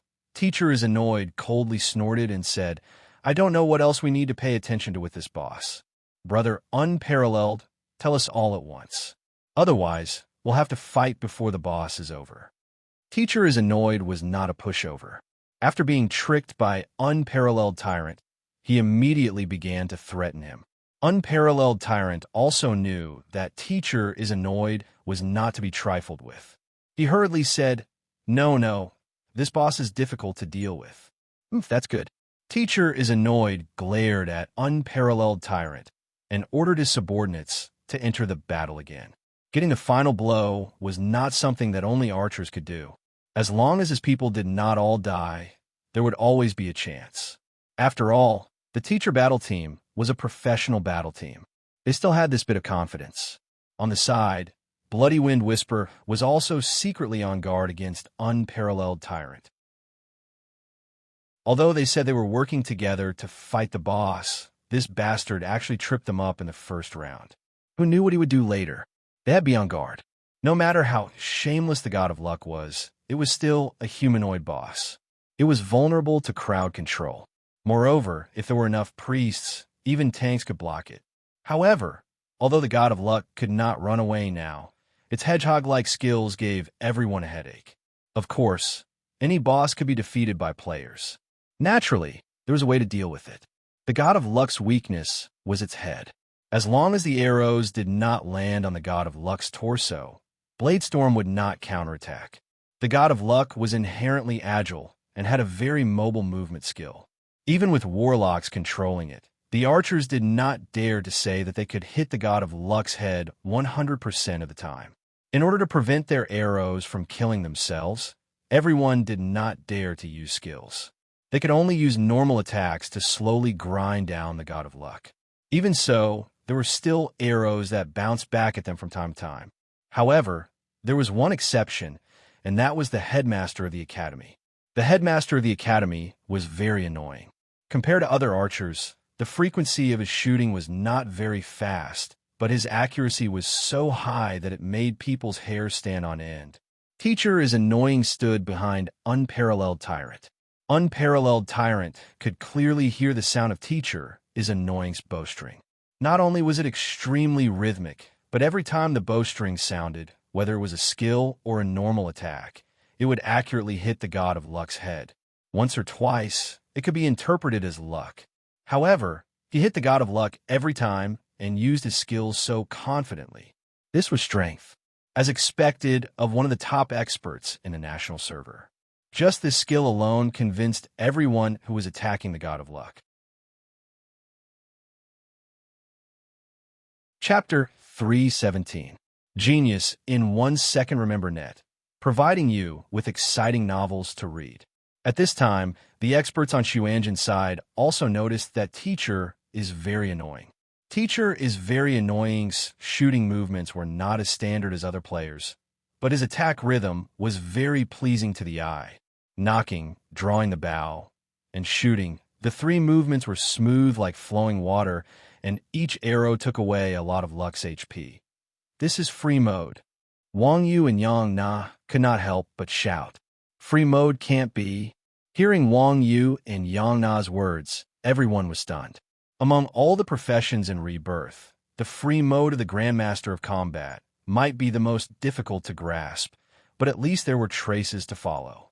However, there was one profession that basically no one dared to try, and that was the archer. The archer profession was too special. It was a profession that attacked from afar. This profession not only required high control skills, but also a high accuracy. The Grandmaster of Combat was at least a close combat profession. At such a close distance, the probability of missing a punch was very small. Archers, on the other hand, did not have the assistance of the system's accuracy, so it was very difficult to hit the opponent. Don't think that it was easy to hit a target from 10 meters away. Even a martial artist like Yang Na had to stand within 3 meters to ensure a high accuracy. But Teacher is very annoying stood far away, and every arrow did not miss. If this person was using free mode, his accuracy would be unparalleled.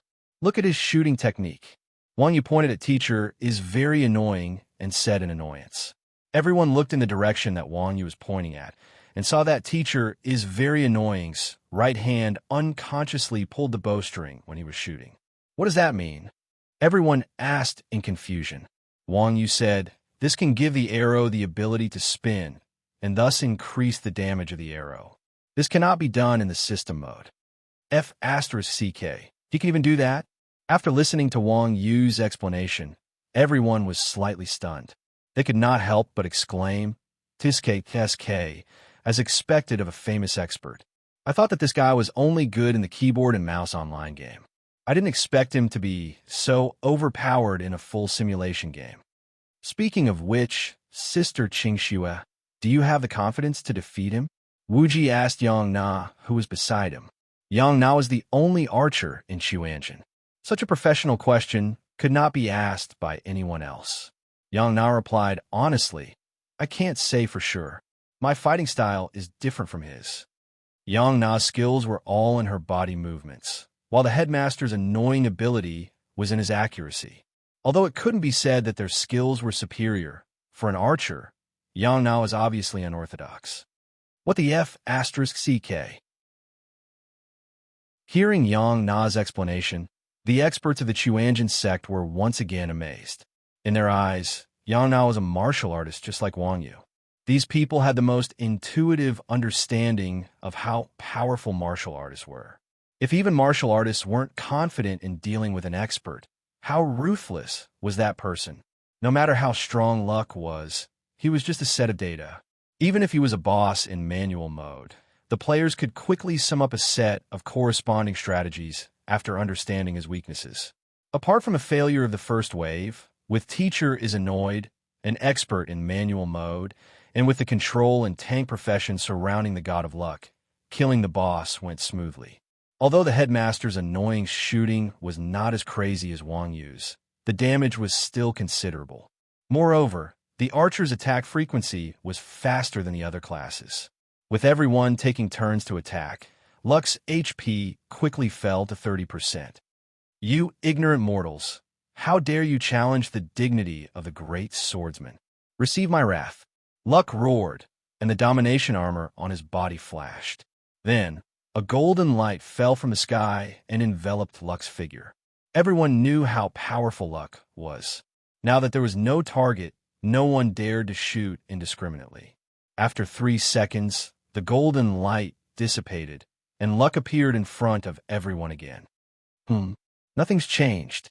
Seeing that the God of Luck was still in dire straits, everyone hurriedly cast a detection spell on him. Bosses that could transform usually change into another form, but Luck did not change at all. Could it be that his ultimate skill had failed? Luck, Swordsman Will HP, 595896P, 31254 skills. None descent of Swordsman. Attack increased with Pierce and Dodge effects. All the skills were gone, and there was a status with a very simple introduction. Looking at Luck's attributes after transformation, everyone was puzzled. Other bosses were getting stronger, but this guy was getting weaker. Continue to tank him. Everyone, don't stop attacking. Teacher was very annoyed. In the battle just now, he had the highest damage output and was the most eye-catching. Now, he had become a commander. Seeing Luck's attributes after transformation, he did not hesitate to give the order to attack. The shield warriors who received the order buried their heads in charge, smashing at Luck. In the battle just now, everyone knew that Luck would never fight head-on with shield bash that had crowd control effects. So, once the warriors used shield bash, he would quickly move. In order to deal with Luck, the tanks would choose to surround him from all 4 directions every time they collided with shield bash. Even if Luck wanted to move, they could stop him in time. However, this time, Luck had no intention of dodging. He waved the long sword in his hand, and a circle of sharp sword energy shot out. Swoosh, swoosh, swoosh. A white light flashed beside the God of Luck, and 3 of the 4 shield warriors were instantly killed. The only survivor, Unrivaled Tyrant, had his shield's durability reduced to 0, and it fell to the ground like a piece of scrap metal. At the same time, Unrivaled Tyrant's HP fell to the single digits. F asterisk CK. Seeing this scene, everyone's eyeballs almost popped out of their sockets.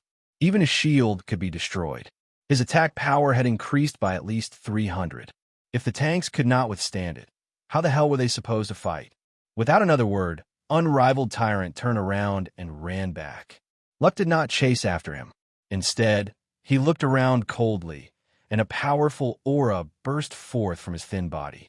The archers of the Tyrant's Guild saw that their boss was in such a sorry state and hurriedly provided cover fire. Faced with the overwhelming number of arrows, the God of Luck still did not move. However, all the arrows that were aimed at the God of Luck missed, including the arrow that Teacher was very annoyed with. It also missed and landed beside the God of Luck. This time, everyone was stunned. F asterisk CK. Not only did Luck's attack power increase by so much, he could also forcefully dodge the archer's attacks. Could there be anyone more shameless than him? What do we do? What do we do? The system is obviously cheating. The players from the 4 major guilds were depressed. However, the boss had already spawned here, and no one was willing to give up. Everyone could only look at each other and helplessly stare at Luck, who was surrounded. There was nothing they could do. At this moment, a voice rang out from the crowd. "Idiots, didn't you notice that the boss can't move?" That's right. It seems like Luck can't move." Hearing this voice, everyone immediately reacted. Just now, everyone was amazed at Luck's strength and actually forgot that Luck was not chasing after the players like before. Fortunately, someone noticed this, or else they would be laughed to death. Who just spoke? Everyone heard this and looked around, trying to find the person who had just spoken. However, everyone had a blank look on their faces. "Did you say it?" "No, I thought it was you." "If I said it was me, would I get a reward?" "No, then it's not me." Teacher was annoyed and confused. This is really strange. This is not something to be ashamed of. Why hasn't anyone admitted it? Bloodwind Whisperer scratched his head and muttered, "This voice sounds familiar. I think I've heard it somewhere before." Being able to discover things that others could not was also a kind of ability. Since the person who spoke was so low-key that he did not want to admit it, everyone naturally would not force him to get to the bottom of it. Hence, they immediately skipped this question and pointed the spearhead at Luck again. Luck was still standing in the same place, motionless. His eyes stared at everyone without any expression on his face. Speaking of which, how should we fight? Another player threw out a question. Air. As soon as this question came out, the scene was once again in an awkward situation. Luck was a magic immune boss, and he could even dodge physical attacks. Even if he stood there without moving, there was no way to fight him. Were they supposed to let the sorcerer wear him down bit by bit until he died? Just when everyone was at their wits' end, the voice from just now sounded again. "Aren't you stupid? The boss can't dodge when he's under control. Can't we attack while the warlock is frozen?" "That's right, that makes sense."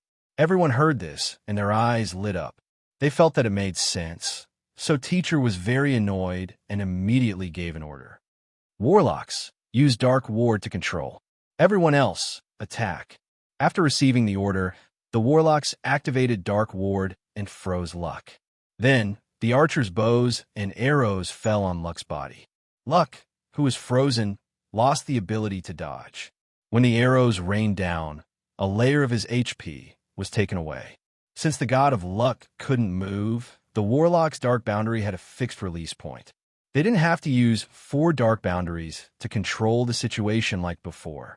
The dark boundaries of the 4 warlocks were used one after another, and the poor god of Luck was unexpectedly completely controlled.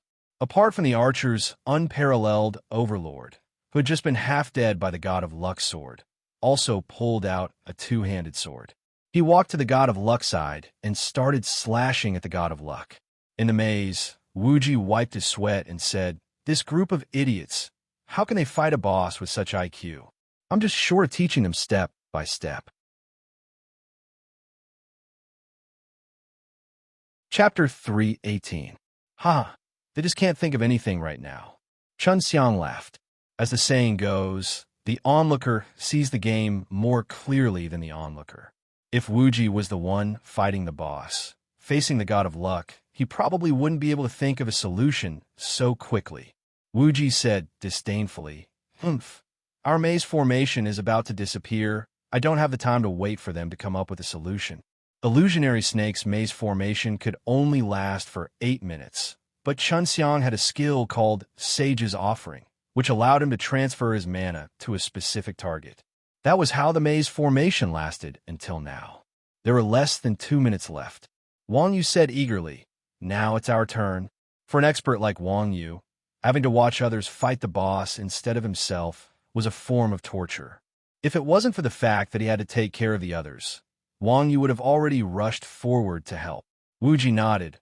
"All right, let's stick to the original plan." "Got it." Wang Yu wasn't the only one. The others had also been holding back for a long time. At this moment, looks of excitement appeared on their faces. At the same time, Mingji and Dao Xue and Baiming Yuyu activated stealth, stealthily making their way toward Blazing Sun's location. God of Luck, who had lost his mobility, was basically useless. It was only a matter of time before he was killed. The players on the outskirts saw that the situation had stabilized and felt relieved. However, some were happy and some were sad. Sunshine Shining's mood was very complicated when he saw the situation. Of the 4 guilds, 2 were famous big guilds, and 1 had the advantage in numbers. Only the Burning Sun Guild had no advantage at all and had the least chance of winning. In fact, Sunshine Radiance also knew that their guild was working for free. The reason why Sunshine Radiance sent people to fight the boss was because they were forced to do so by the other 3 guilds. He really wanted to cause trouble, but if he was too obvious, he would definitely be targeted by the other 3 guilds. Seeing that the boss's HP was about to hit rock bottom, Sunshine Shining couldn't help but feel depressed. Fuck Tyrant's Guild. What are you trying to do in our scorching sun city? At this moment, Sunlight Illumination suddenly heard an explosive shout. Hearing the shouts, Sunshine Bathe hurriedly turned his head and saw the Tyrant's camp next to Scorching Sun's guild lit up with white light. Seeing this scene, Sunshine Shine's heart skipped a beat. F*CK, why are they fighting at this time? What the F*CK do you guys want? The players from the Tyrant's Guild were paying attention to the boss's situation. They did not expect the players from the Scorching Sun's Guild to suddenly attack. After being stunned for a moment, they immediately launched a counterattack. The Tyrant's Guild had more than 3 times the number of Scorching Sun's Guild. Moreover, most of them were archers, so their counterattack was quite powerful. After a round of shooting, they instantly killed dozens of Scorching Sun's Guild members. Games were all about getting revenge. Sunshine Radiant had been bullied by Unrivaled Tyrant from the very beginning, losing face several times in a row. He already had a grudge against the Tyrant's Guild, and now that his brother had been killed, how could Sunshine Radiant, who was used to being the king of Scorching Sun City, endure this? Sunshine Bathe's anger immediately rushed to his head, and he immediately roared, F*CK, brothers, look at our weapons and kill the trash from the Tyrant's Guild. Sunshine Bathe's idea was very shameless. Based on the current situation, there was no way that Scorching Sun's Guild could get a share of the boss's profits. Scorching Sun's Guild couldn't get a share, but no matter what, they couldn't let the Tyrant's Guild succeed. Even if they couldn't beat them, they had to make Unrivaled Tyrant suffer a little. For a moment, the 2 guilds were engaged in a fierce battle. The scene of thousands of people engaging in PK was quite spectacular. Even the people from Blood Alliance and Howren Alliance were stunned. Howren Alliance's second-in-command, Professor Kong, was watching the show with his arms crossed. Suddenly, an arrow pierced through his head, and he was instantly killed on the spot. It didn't matter that Professor Kong was killed, but the players from Howren Alliance weren't happy either. Thus, they were dragged into this chaotic battle as well. The instigator, Chuanjin's group, hid near the battlefield. Seeing the 3 guilds fighting, they laughed so hard that their teeth were about to fall out. And Blood Alliance? Should we let them add some fuel to the fire? Mingdu asked eagerly. Wuji waved his hand and said, forget it. Blood Red War Flag isn't a bunch of idiots. They'll definitely guess that it was us who did it. There's no need to attack them. All right, Mingdu nodded. After all, it was a friendly guild. If Blood Red War Flag knew that Xuanjin's people were doing something bad here, they wouldn't interfere even if they didn't help. The boss's HP was getting lower and lower. The people who were fighting naturally knew that the 3 guilds were fighting. However, the boss was about to die, so no one wanted to stop. They could only bite the bullet and continue fighting. Professor Kong was so annoyed that Unrivaled Tyrant was sweating profusely. 109321, the God of Luck, still had 1% HP left. At this critical moment, everyone's hearts were in their throats. The boss is ours. Ha ha ha. After the Overlord's archers fired in unison, Unrivaled Tyrant laughed maniacally. He swung his great sword and aimed at the God of Luck's head. Hee hee, you're thinking too much. Just as Unrivaled Tyrant's greatsword was about to land on the God of Luck's head, a long staff flew over with a mocking voice. It directly hit Unrivaled Tyrant's head and forced him to retreat. While retreating, Unrivaled Tyrant saw a masked guy descend from the sky. Long staff, big guy. It's Bloodwind Whisperer saw this figure and almost shouted. Fortunately, this guy reacted quickly and immediately shut his mouth. At the same time, He called for Blood Red's people to retreat. If this person wasn't Wang Yu, who else could it be? With Wang Yu here, Xuanzhen's people wouldn't be far away. This group of people would go crazy and kill their own people. Bloodwind Whisper didn't dare to stay here any longer. At the same time, Unrivaled Tyrant shouted, "Damn, someone's stealing the boss. Quickly shoot him." Before he finished speaking, the Overlord's archers shot arrows at Wang Yu. Wang Yu swung his staff and knocked the arrows down to the ground. When Wang Yu turned his head again, he saw Unrivaled Tyrant raising his sword and charging at the God of Luck. He immediately stretched out his right arm and thrust his staff forward. The tip of the staff touched the ground between Unrivaled Tyrant's legs. "Go back," Wang Yu threatened. Unrivaled Tyrant had never seen Wang Yu's methods before. When he saw Wang Yu's staff land on the ground, he thought that Wang Yu had missed. Unrivaled Tyrant had never seen someone act so arrogantly after missing his attack. He ignored Wang Yu and continued to charge forward. Chapter 319.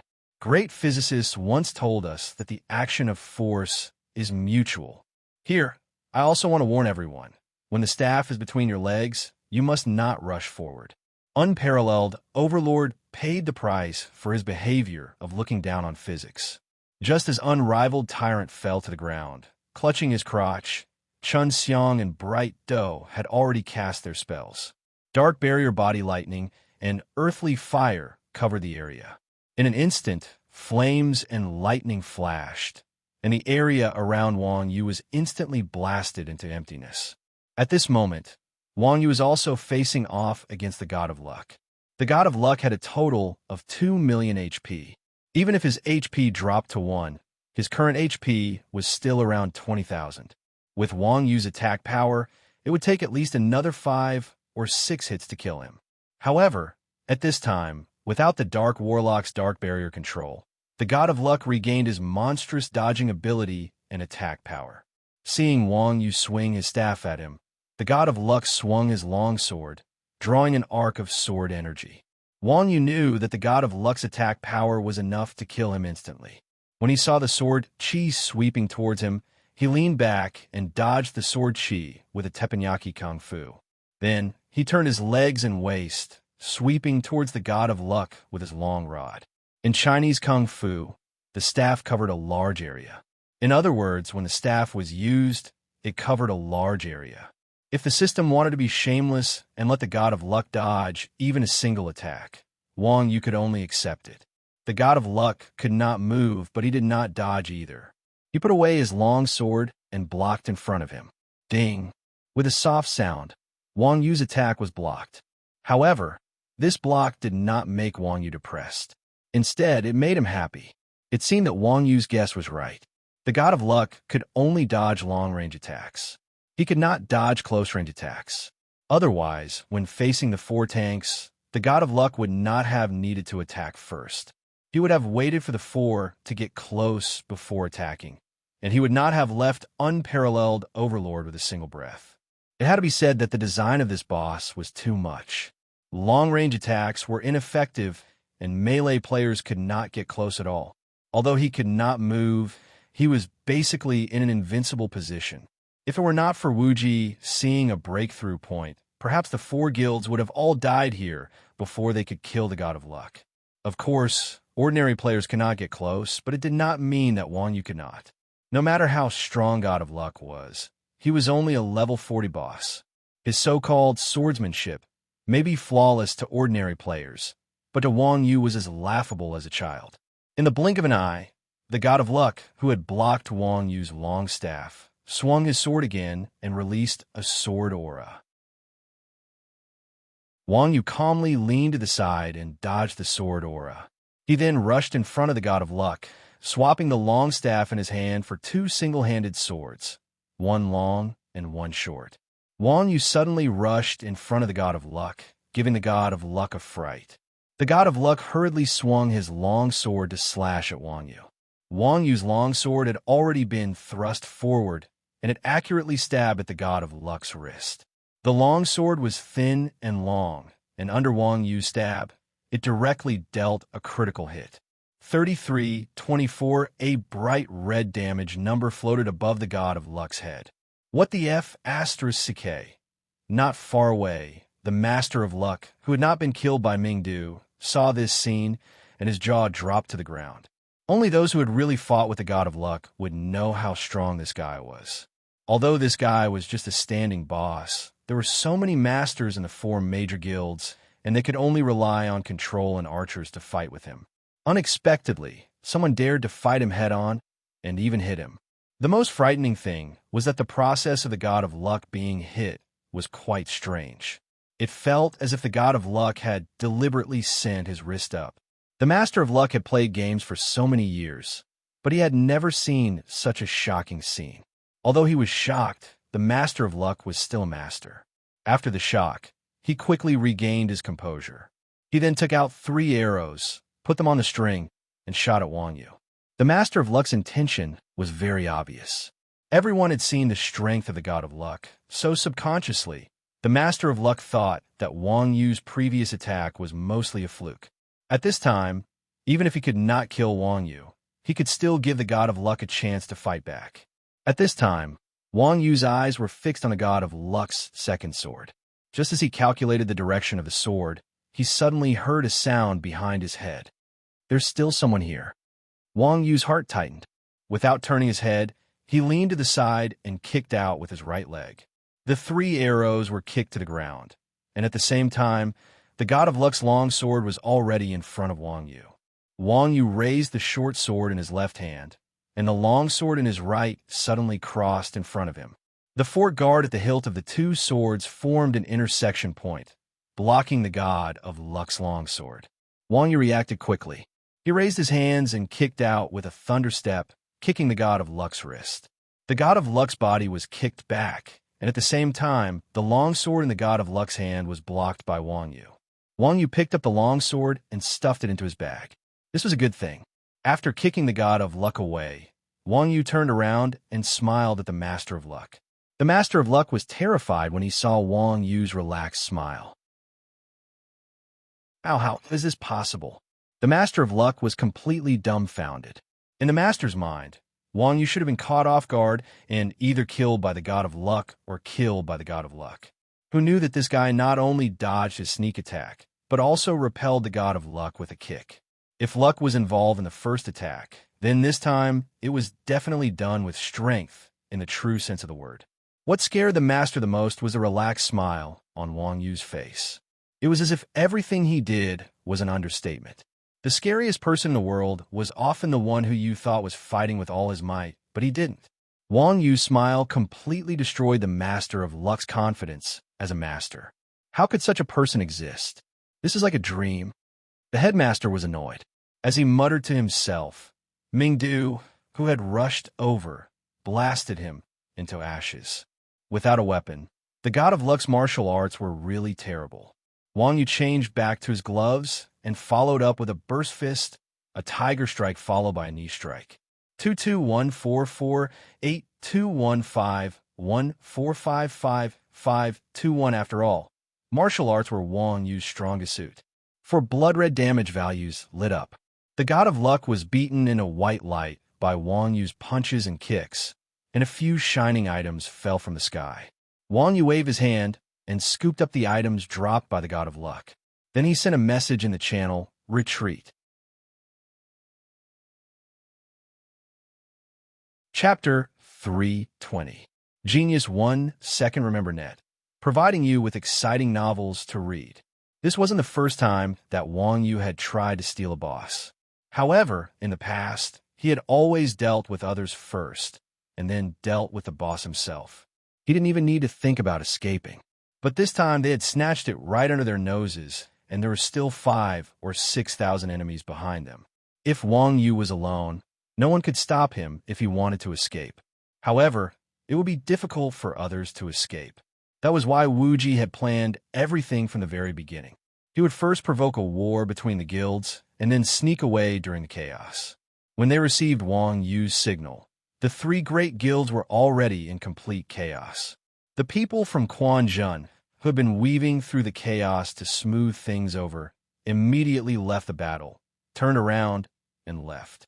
At this time, unparalleled overlord and teacher realized that they had fallen into a trap.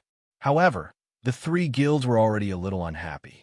Now that Xuanjin had added fuel to the fire, everyone was really angry, and the situation was completely out of control. The only guild that wasn't affected was Blood Alliance. When Blood Red War Flag saw the 10 masked men sneaking away, they knew what had happened. What a group of calamities. Blood Red War Flag shook its head and sighed. Although the boss did not fall into their hands, Blood Red War Flag was very happy. At the very least, Xuanjin's people did not scheme against them. It could be seen that they were quite loyal. Bloodwind Whisperer said, "Meow, why are they everywhere?" Their boss was snatched away just as they were about to take him down. This kind of humiliation was no less than being caught by the police as soon as they took off their pants. They're the ones who released the information about the boss, right? Bloody Knight, who had always been in charge of intelligence, said. Hearing this, everyone felt that they were really despicable. The people of Xuanjin were all sinister and deceitful. They might harm others to benefit themselves, but selfless dedication was not something these fellows could do even if you used your toes to think about it. They clearly knew that the people from Xuanjin weren't good people, yet they still wanted to snatch food from their mouths. Wasn't this just asking for trouble? Should we give chase? The Blood Shura asked. Blood Red War Flag rolled its eyes at Blood Red Shura and said, "I'll give you 20 people. Go chase." Stop joking. Even 200 people isn't good enough. The Bloody Azura shouted. Everyone said in disdain, "Since you already know, then why did you ask?" After looking down on Blood Shura, Blood Red War Flag opened his friends list and sent a message to Wuji. Boss Wuji is really smart. I wonder what kind of good stuff it dropped. Wuji replied in a confused tone, "What do you mean?" "I'm drinking in a pub." Blood Red War Flag paused for a moment before saying, "All right, I was wrong." When they were fighting for the boss, just now, Quan Zhen's members had purposely covered their faces. In Rebirth, there was no such thing as a 10-man team. Even if Xuanjin didn't admit it, they couldn't just randomly admit it without evidence. Even if Blood Alliance's members knew that the person using the stick was Wang Yu, who would dare to argue? Unparalleled Overlord's death just now wasn't very comfortable. They didn't doubt that Wang Yu had even more cruel methods. Yu Huicheng, Xuanjin's people happily found a corner and sat down. Then they stared at Wang Yu and said, "Old cow, what did you drop? Hurry up and take it out." "What's the hurry?" "Wuji will go get everyone a cup of the most expensive wine." Wang Yu laughed and said, F***CK. Wuji gave Wang Yu the middle finger and called the waiter over. At this time, Wang Yu also took out a bunch of things and threw them on the table. The colorful halos immediately attracted everyone's attention. TSK, as expected of the god of luck. He actually dropped so many good things. Everyone sighed. The drop rate in Rebirth was quite ridiculous. Even if it was a dungeon boss with a high drop rate, it would be considered a huge drop if it dropped 3 or 4 pieces of equipment, let alone a wild boss. The god of luck actually dropped 7 pieces of equipment. Then, everyone checked the items on the table one by one. Needless to say, this was to place one's prides. This kid's luck wasn't bad. Almost every famous boss would drop something like this. To place one's pride already had 6 fragments. After killing 2 more bosses, he would be able to complete the gauntlet. Shadow of the Night Physical Defense, 40-60 Magic Resistance, 40-60-15 Agility, 15 Strength Endless Night. Passive skill, Enhanced Stealth by 15 Shadow of Youth. Active skill, creates a shadow clone with 50% of the original strength. Clone lasts for 20 seconds. Cost, 200. Cooldown time, 30 seconds. Vanish, active skill. Vanishes and enters enhanced stealth state. No damage or harmful effects will cancel the user's movement. At the same time, all movement restriction effects will be removed. Lasts for 3 seconds. Cooldown time, 120 seconds. Cost, 150. Class requirement, rogue level requirement. 30 item description. In a corner of the continent, there was a group of dark elves. The dark elves' mysterious strength made the demon god feel uneasy. Thus, the demon god killed them and used their souls to create this cloak. Special effect. The wearer's favorability with the Dark Elves is 50. As a level 30 equipment, the main attributes of this cloak were indeed not as good as a gold equipment. However, this cloak's 3 skills were very practical for any thief. Enhanced stealth went without saying. There is no thief who didn't need it. Shadow of a Youth was a very good support skill. Cloning was an escape skill for ordinary players. For experts, it was a super practical skill that could be used to attack, defend, and roam. The last skill, Vanish, was one of the high-level skills of the Thief subclass, Godly Thief. It was similar to Mingjian Shu's second stage stealth. In this era, assassins who had this skill were basically invincible. Stab you with a knife and instantly vanish after the cooldown was over. This kind of shameless fighting style was enough to completely destroy the opponent's mind and body. Give this to Old Fish. I can't use cloning anymore, Mingjian Shu said. Mingjian Shu already had the second stage stealth skill. Moreover, his enhanced stealth had also reached its upper limit. Therefore, the only useful skill for him was the cloning skill. However, his control was not very good, so he gave his cloak to Baiming Yoyu. Then I'll accept it. Next time I have equipment, I'll give it to you. Ever since that incident, Baiming Yoyu had been in a miserable state. At this moment, she was still wearing a bronze-grade cloak. In front of the experts of Qiuanjin, she was no different from a beggar. Seeing that Mingjian Shu had given the cloak to her, Baiming Yoyu did not hesitate and immediately put it on. Chapter 3:21. Apart from the Knight's Shadow, the other pieces of equipment were average. They were all top-tier gold equipment, but they were not as outstanding as the Knight's Shadow skills. At this point, everyone realized that the lucky boss was so special not only because of the quality and quantity of the equipment he dropped, but also because the equipment he dropped differed from player to player. The equipment he dropped depended on the class of the party that killed the boss. It was a game, after all, and one was always afraid of dropping exquisite equipment that they could not use.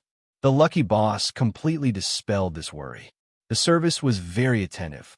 Apart from to place one's pride's thorn of despair shard and North Sea Yoyu's clothes, the other pieces of equipment that the lucky boss dropped were all from Qiuanjin's team. Yang Na obtained a pair of exquisite archer boots that increased her movement speed. This made Yang Na, who originally relied on dodging for a living, improve her strength by a notch. Mingdu obtained a pair of bracers that increased casting speed. Mingdu's casting speed was now almost twice that of a normal player. He could cast 2 spells for every spell that others threw. He truly lived up to his name as a mobile cannon. Chun Xiang obtained a hidden class-exclusive equipment called the Sage's Ring. It could increase the attributes of summoned creatures and the effects of their skills. What Wuji obtained was a hat called Light's Praise. Apart from increasing his resistance to magic, it also boosted his regeneration skills. The last piece of equipment was a pair of leggings. At this point, there were still 4 people who had not received anything. Leggings had a very low drop rate in Rebirth. They were second only to accessories. Even Wang Yu was currently wearing a common item bought from shop. Sword Howl's leather pants physical defense. 6/0/80 magic resistance. 6/0/80 strength. 15 vitality. 15 Blade Master's agility. Passive skill. Movement speed, attack speed, skill casting speed increased by 30 Blade Master's might. Passive skill. Leg attack damage increased by 20 Blade Master's technique. Passive skill. Blade type skill effect increased by 20 Blade Master's shadow. Evasion skill.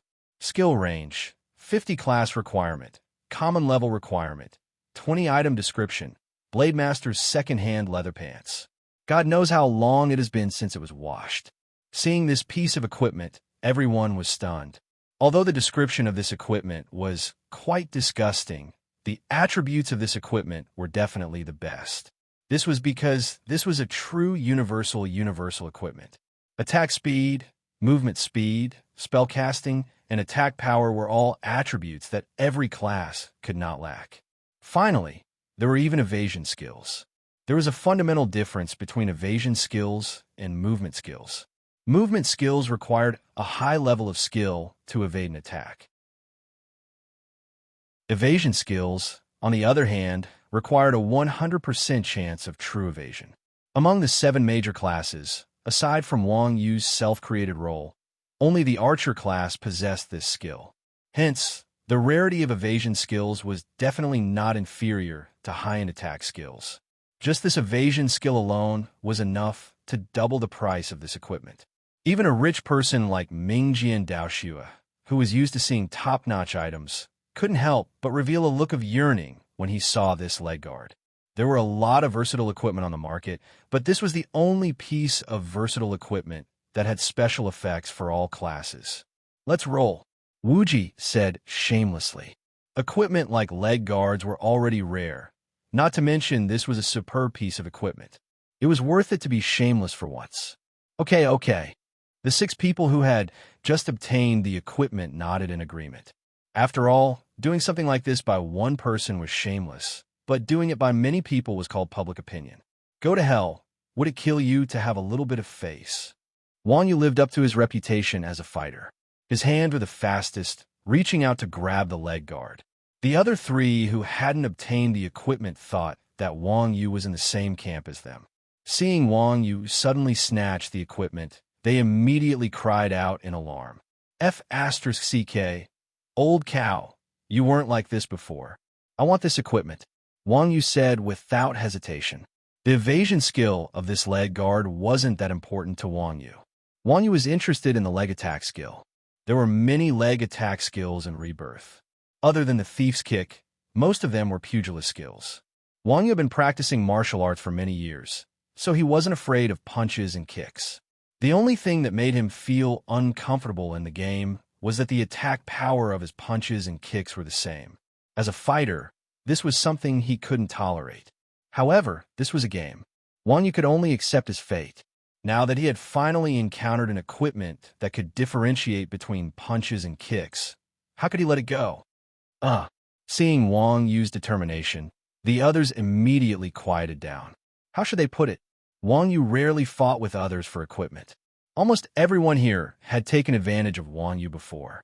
Moreover, Wang Yu had contributed the most to the boss fight. Since Wang Yu wanted this equipment, no one could refuse. Seeing everyone's expression, Wang Yu thought they didn't agree. Don't worry, I won't let you guys suffer a loss. I'll buy it. Daoxue, name a price. As he spoke, Wang Yu reached into his bag and was stunned. All the money had been used by Daoxue to buy materials. Daoxue hurriedly said, "Old cow, that's not what we meant." "I know." Wang Yu laughed, "But you 3 didn't get anything. I feel bad about it. Leave these things with you. I'll take them back when I have the money." As he spoke, Wang Yu took out a pile of items from his bag and gave them to Daoxue, Bao San, and Yin Lao Air. F***CK steel. F***CK, a one-handed sword and shield set. An epic skill. The 3 of them cried out when they saw what Wang Yu gave them. The value of these items was not any lower than second-hand leather pants. Wang Yu actually threw them out. Wang Yu nodded. Is it worth it? Of course it's worth it. The 3 of them said in unison. That's good. Wang Yu said. How about this? We'll buy these items. However, we don't have the money right now. When we have the money, we'll just buy the leather pants. Daoxue, the businessman, said. Wang Yu joked. That's fine. However, if you calculate it according to the current exchange rate, I'll fight you. Wang Yu wasn't stupid. Chapter 322. After being together for so long, Wang Yu naturally trusted Ming Jian Daoxue. Otherwise, he wouldn't have given all his money to Ming Jian Daoxue without hesitation, right? Seeing Wang Yu take out 3 items to exchange for the greaves, the others completely gave up. After all, any of the items Wang Yu took out were priceless. Even if you had money, you might not be able to get them. No one would be so bored as to compete with Wang Yu. There was no point in doing so. After distributing the equipment, everyone continued with their faction quests. Wang Yu, on the other hand, took the teleportation point to the guild encampment. In Wang Yu's bag, there was another item. It wasn't that Wang Yu was trying to steal the equipment, but that this item was only useful in Wang Yu's hands. Arriving at the guild encampment's forging room, Wang Yu took out a pitch-black one-handed sword. Sword Master's Executor, this was the sword that Wang Yu had stolen from the God of Luck. Just like the weapons that Wang Yu had stolen from NPCs, this sword only had an introduction, no attributes, and could not be used. However, at the bottom of the Executor's Executor, there was a line of words that said it could be smelted. Martial Scholar's Sigh. Smelting. This was a unique function of Wang Yu's magic forging. As for the specifics, Wang Yu had never tried it before. In a literal sense, it was a skill that combined the attributes of two pieces of equipment into one. However, what puzzled Wang Yu the most was that this one-handed sword had no attributes at all. How could it be smelted? Wang Yu threw the Executor on the control panel, then opened the magic forging interface. After throwing the Executor in, the smelting and recasting icons lit up. Wang Yu first opened the recasting menu. Seeing the terrifying amount of materials required, he quickly closed it. Recasting meant restoring the equipment to its original attributes, or even higher. If he wanted to repay it, he would have to spend a lot of money. At this stage, Wang Yu would not think about recasting. After closing the recast interface, Wang Yu carefully opened the smelting option. Looking at the smelting interface, Wang Yu let out a long sigh of relief, thinking that this skill wasn't too bad after all. There were a total of 3 boxes on the smelting interface. They were for equipment, and the one below was for materials. Wang Yu took off the gauntlet and threw it into the main equipment slot. Then, he threw the Executor into the sub-equipment slot. At the bottom of the slot, there was a material option, Smelting Stone 2. Wang Yu was stunned for a moment. If it was any other material, he might be able to buy it from the consignment shop. However, smelting stones were considered rare materials, and no one would sell them. In fact, Wang Yu had this thing in the past, but he used it to smelt the Heaven and Earth Saber, so he couldn't get it now. By the way, Wuji and the others might have this.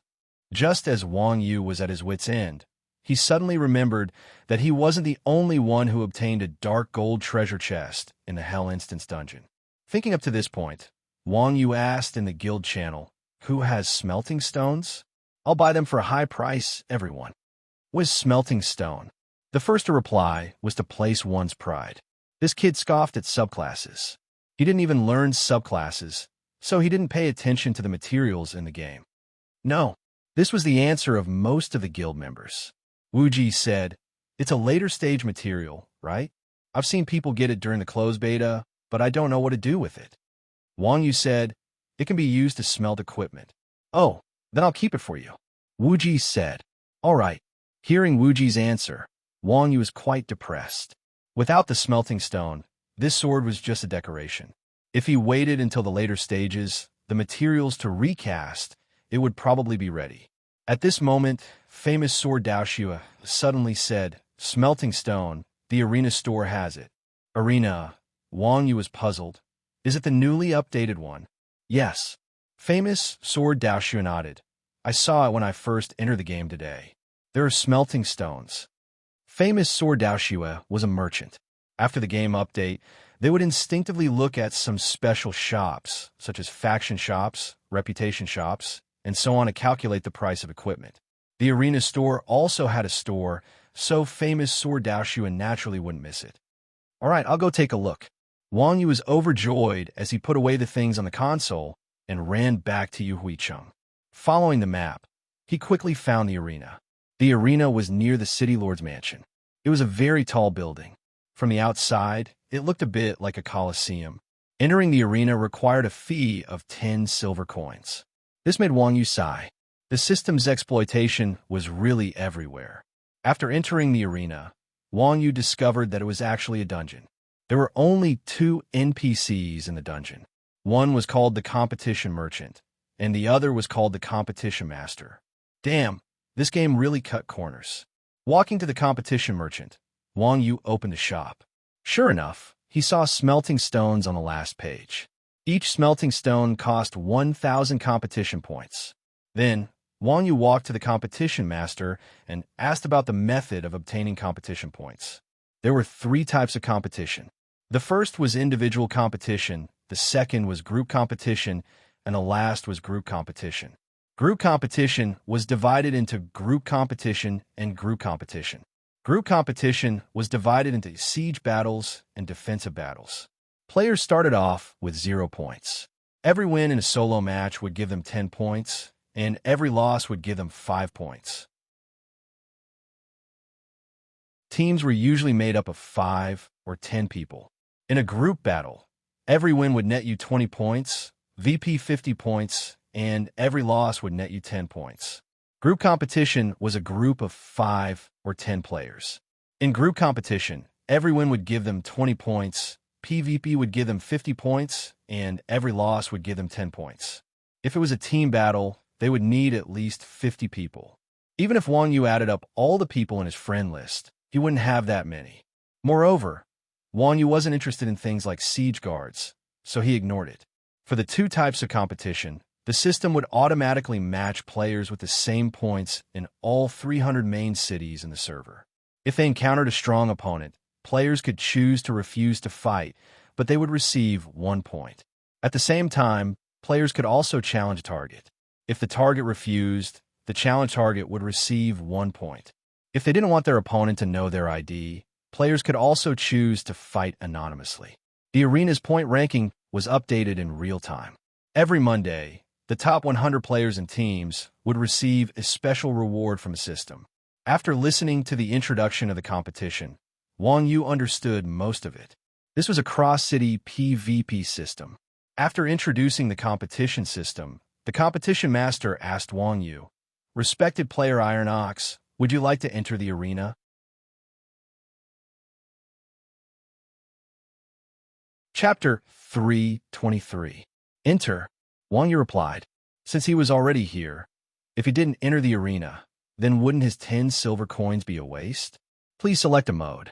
Wang Yu replied, single-player mode. The points given for single-player mode were a little low, but Wang Yu only wanted to familiarize himself with it. After selecting the competition mode, the scenery changed. Wang Yu arrived at a map called the Arena Hall. There were already quite a few players standing in the Arena Hall. These players were all well-equipped and were clearly not weak. Wang Yu couldn't help but be surprised. It must be known that it was rare to see so many experts. In fact, what Wang Yu didn't know was that most of the players here were professional players. With the opening of the arena, these professional teams naturally wanted to climb the rankings to increase their fame. In the Arena Hall, there was a leaderboard that displayed the players with the highest individual wins and points. Wang Yu's current points were 0, and he didn't even have a name on the leaderboard. Match. After Wang Yu clicked on the competition match option, the system voice asked, Match. System notification. Player Little 4 has issued a challenge to you. Do you accept? Accept. You have 5 seconds to enter the Arena 4. 31. The scene changed again, and Wang Yu arrived at a map that was neither too big nor too small. In front of Wang Yu stood a skinny warrior. This was Wang Yu's opponent, Little 4. In the game of reincarnation, unless a player revealed their equipment, others could not see the attributes of their opponent's equipment. Therefore, players could only judge their opponent's equipment by looking at the glow of their equipment. Of course, players could also choose to hide the glow of their equipment, but this was very rare. After all, good equipment was used to show off. Aside from those who liked to pretend to be pigs to eat tigers, the majority of players who hid their equipment were noobs with tattered equipment. The reason why Wang Yu hid her glow was because her equipment was too radiant and vibrant. Wang Yu, who was a noob at the game, subconsciously thought that only girls would like this. Little 4's equipment wasn't bad. He had 9 main pieces of equipment, and more than half of them were silver-grade equipment that glowed with a blue light. The sword in his hand also glowed with a golden light. It was a gold-grade weapon. Hee, a grandmaster of combat. Xiaoxi saw Wang Yu's attire and laughed. Who would have thought that with my fame, I would meet the welfare board in my first match? In Rebirth, the professions basically countered each other. For example, mages countered warriors, warriors countered thieves, and so on. Only grandmasters of combat were not countered, because all professions countered grandmasters of combat. The grandmaster of combat belonged to the most mediocre class. They had short arms, low attack, and were not very fast. Other than the illusory invincible theory, they basically had no advantages. Regardless of whether it was PK or competition, as long as the players encountered the Grandmaster of Combat, they would rarely lose. Therefore, everyone affectionately called the Grandmaster of Combat Welfare Boys. Come!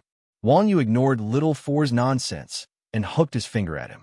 Seeing that this Grandmaster of Combat was quite arrogant, Little Four curled his lips, lowered his body, and rushed towards Wang Yu with a charge. Charge followed by heavy strike, controlling the opponent, and then using cripple and decelerate to activate whirlwind slash to follow up with 2 consecutive slashes. This was a combo used by warriors.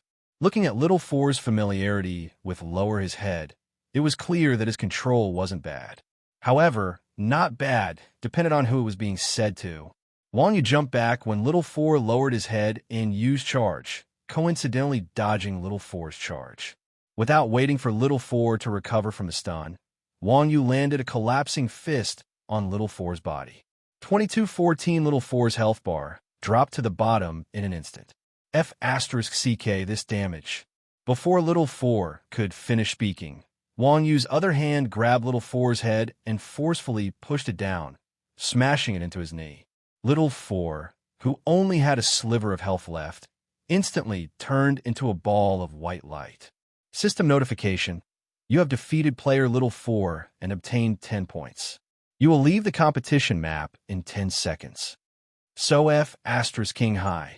By the time Little Four finished this sentence, he had already appeared outside the arena. What F***king high? Did you meet Yao Xiaoming? Little Four's teammates beside him asked curiously. No, I met a Grandmaster of Combat. Little Four said. Oh, no wonder you came out so quickly. Little Four's teammates said with a smile. Did the opponent forfeit? No, I got insta-killed. Little Four said gloomily with a straight face. As a professional player, being insta-killed by a Grandmaster of Combat was not a good feeling. Everyone was stunned for a moment before pushing Little Four. Don't joke around. Stop joking. Everyone knew that in Rebirth, class growth was very clear. Even for weapon warriors, the growth of their health was very high. Little Four's equipment and strength were not weak. It was fine if he was insta-killed by assassins or lightning mages, but a Grandmaster of Combat was a class that relied on combo attacks. His explosive power was weak. He might be able to insta-kill a level 1 wild dog, but insta-kill a warrior was just a dream. I'm not joking. I really got insta-killed. It's not something to be proud of. Why would I lie to you? Little Four said anxiously. Are you for real? Seeing that Little Four didn't seem to be lying, everyone asked in shock. Little Four nodded and said, that Grandmaster of Combat dodged my charge. His mechanics should be pretty good. It's just that the damage is too strange. I also suspect that he cheated. When everyone heard this, they all said unhappily, F***ck, there's still someone cheating in the arena. What's his name? Report him. Of the players who came to the arena, which one of them wasn't competitive? If they heard that someone was cheating in PvP, it would be terrible. Let me see. Little Four flipped open the battle log and was stunned. What's wrong? Who is it? Everyone asked anxiously. Little Four said stiffly, Iron Ox. Ah, that guy who's known as the #1 Grandmaster of Combat? Although Rebirth didn't have a server-level leaderboard, Wang Yu's exposure on the forums was still very high. Players from other cities had more or less heard of his name. There's no one else with a name like 213, right? Little Four said. Everyone heard this and said happily, that's a bit interesting. I'll add him a play. So what if he's the #1 Grandmaster of Combat? I don't believe that a Grandmaster of Combat class can be that strong. As they said this, all of Little Four's companions opened up the arena controls and searched for Wang Yu's eye. In Rebirth, leveling up was too slow. The difference in levels between players was extremely small. If you wanted to rely on levels to suppress your opponent, you would have to go to the beginner's village. So in this game, skill and equipment were the most important. Since Little Four's companions dared to play in a professional battle team, their skill was obviously very high. As for equipment, Little Four who was only average in terms of skill, had gold equipment. The others didn't need to be mentioned.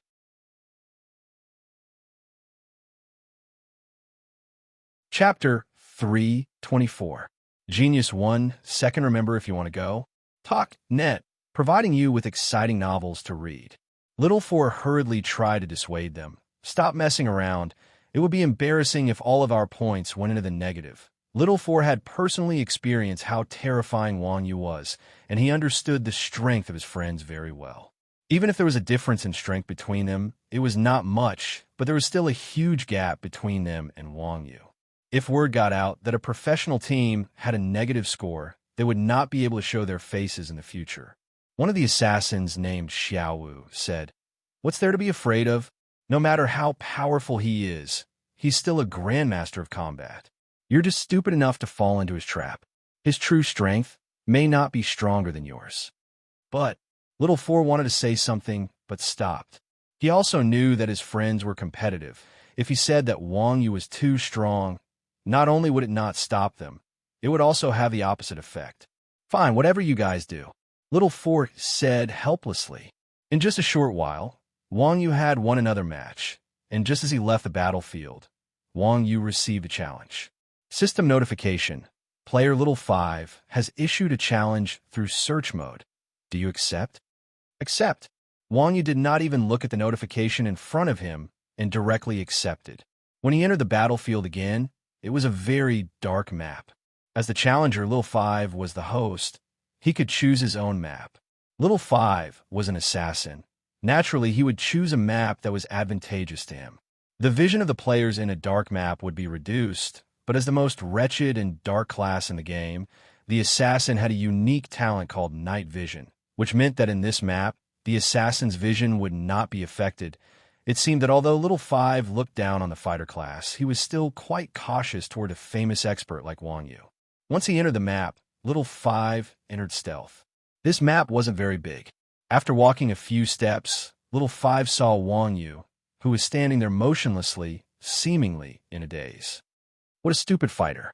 When Xiaowu saw Wang Yu, he secretly despised him and said, "You're the F***king #1 expert. You don't even know how to move." In Assassin, the assassin class was quite OP. If you PK with an assassin without an anti-stealth item, you would be at a disadvantage. Over time, players figured out a way to deal with the assassin class, and that was to move around, because the assassin would reveal himself if he attacked. So as long as he kept moving, there would be a chance to avoid the assassin's first attack. Without stealth, the assassin would be like a fish on the chopping board. Of course, the probability of this happening wasn't very high. Experts had pretty good prediction abilities. In a situation where the enemy was in the light while they were in the dark, unless they were some stupid thieves, they basically wouldn't miss their first attack. That being said, if they moved, there was only a chance that they wouldn't be able to dodge it. If they didn't move, they definitely wouldn't be able to dodge it. Therefore, this stupid method was quite popular. If you saw a person twisting back and forth on the street, it wasn't that he forgot to take his medicine, but that he was PK with an assassin. Xiaowu secretly rejoiced. He quietly hid behind Wang Yu, raised his dagger, and aimed at the back of Wang Yu's head. Gouge was a control skill of the assassin class that could stun the opponent for a short period of time. Generally, when assassins PK, they like to start with this move. First, they would stun the opponent, then unhurriedly release high damage skills such as backstab and cutthroat. In addition to the additional damage bonus of the assassin's backstab, even if it was a tank class, it would be enough to cause a lot of trouble. But then Xiaowu was dumbfounded. His gouge actually missed. It can't be moving at this time. What a coincidence. Xiaowu secretly sighed. He turned around and was about to run, but found that his arm holding the dagger was grabbed by someone. Xiaowu turned around and saw Wang Yu staring at him with a smile. "Hey." Wang Yu greeted Xiaowu. With a flip of his left hand, he pulled Xiaowu in front of him, raised his right fist, and smashed it hard on Xiaowu's nose. 3489 Xiaowu was an assassin, but he didn't have as much health as Xiaowu. On the spot, he was smashed into a ball of white light. With 10 points in hand, Wang Yu sighed, "Too few points, A smelting stone was 1,000 points per piece, and Wang Yu needed 2. That was 2,000 points. He would need to play at least 200 matches. Matches didn't give experience, so wasn't this a waste of time? On the other side of the arena, Xiaowu was teleported out of the arena. Xiaowu, who had been forcefully teleported out of the arena, stood there dumbfounded, still in the same position as before he was smashed to death by Wang Yu. Seeing this, Xiaowu laughed. What? You were also insta-killed by him? Huh. Xiaowu stiffly nodded, as if he hadn't recovered from the shock. Damn, it can't be. How'd he do it? Does he have an anti-stealth skill? Hearing this, the others immediately cried out. In their battle team, Xiaowu's equipment might not be the best, but his PvP skills were definitely the best. Apart from his amazing control skills, Xiaowu also had the absolute advantage of his profession. After all, the stealth skills of the assassin profession were absolutely unbeatable at the moment. The opponent was just a grandmaster of combat, with weak defense and weak defense. One set of skills, and he would be insta-killed. How could he possibly counterattack? I don't know. Before my attack landed on him, he suddenly dodged, and then I was insta-killed. Xiaowu said blankly. Even now, he still didn't know how he died. I told you this guy wasn't easy to deal with. Xiaowu said gloatingly. Coincidence. It must be a coincidence. Xiaowu lowered his head and mumbled. Looking at Xiaowu's expression, Xiaowu was completely speechless. At this moment, an archer stood up and said loudly, All right, I'll go see what he's capable of. This archer was the leader of their battle team, and his name was Little One. Boss, don't. Xiaowu and Xiaowu try to persuade him. If we lose another round, we won't be able to raise our heads. Tisich, Little One said disdainfully. You guys have all suffered because you underestimated your opponent. He's just a grandmaster of combat. Won't it be fine if he doesn't meet me? In the end, archers are the class that restrains grandmasters of combat the most. The pitiful grandmaster of combat class. Ever since the start of the game, no one had deigned to compare themselves to them. Now, they had become the benchmark for all the other classes to compare themselves to. However, what Little One said wasn't wrong. Assassins were also melee fighters in the OP. Once they revealed their true form, they would become lambs waiting to be slaughtered. Archers were different. They were born with high agility, and their hands are also the longest. Aside from having less health than grandmasters of combat, every other attribute was incomparable to grandmasters of combat. Even if they couldn't beat him, they could at least run away, right? Little One thought. You're tuning into the Warrior Lore YouTube channel. Don't forget to subscribe and join us on this journey to catch the most captivating stories.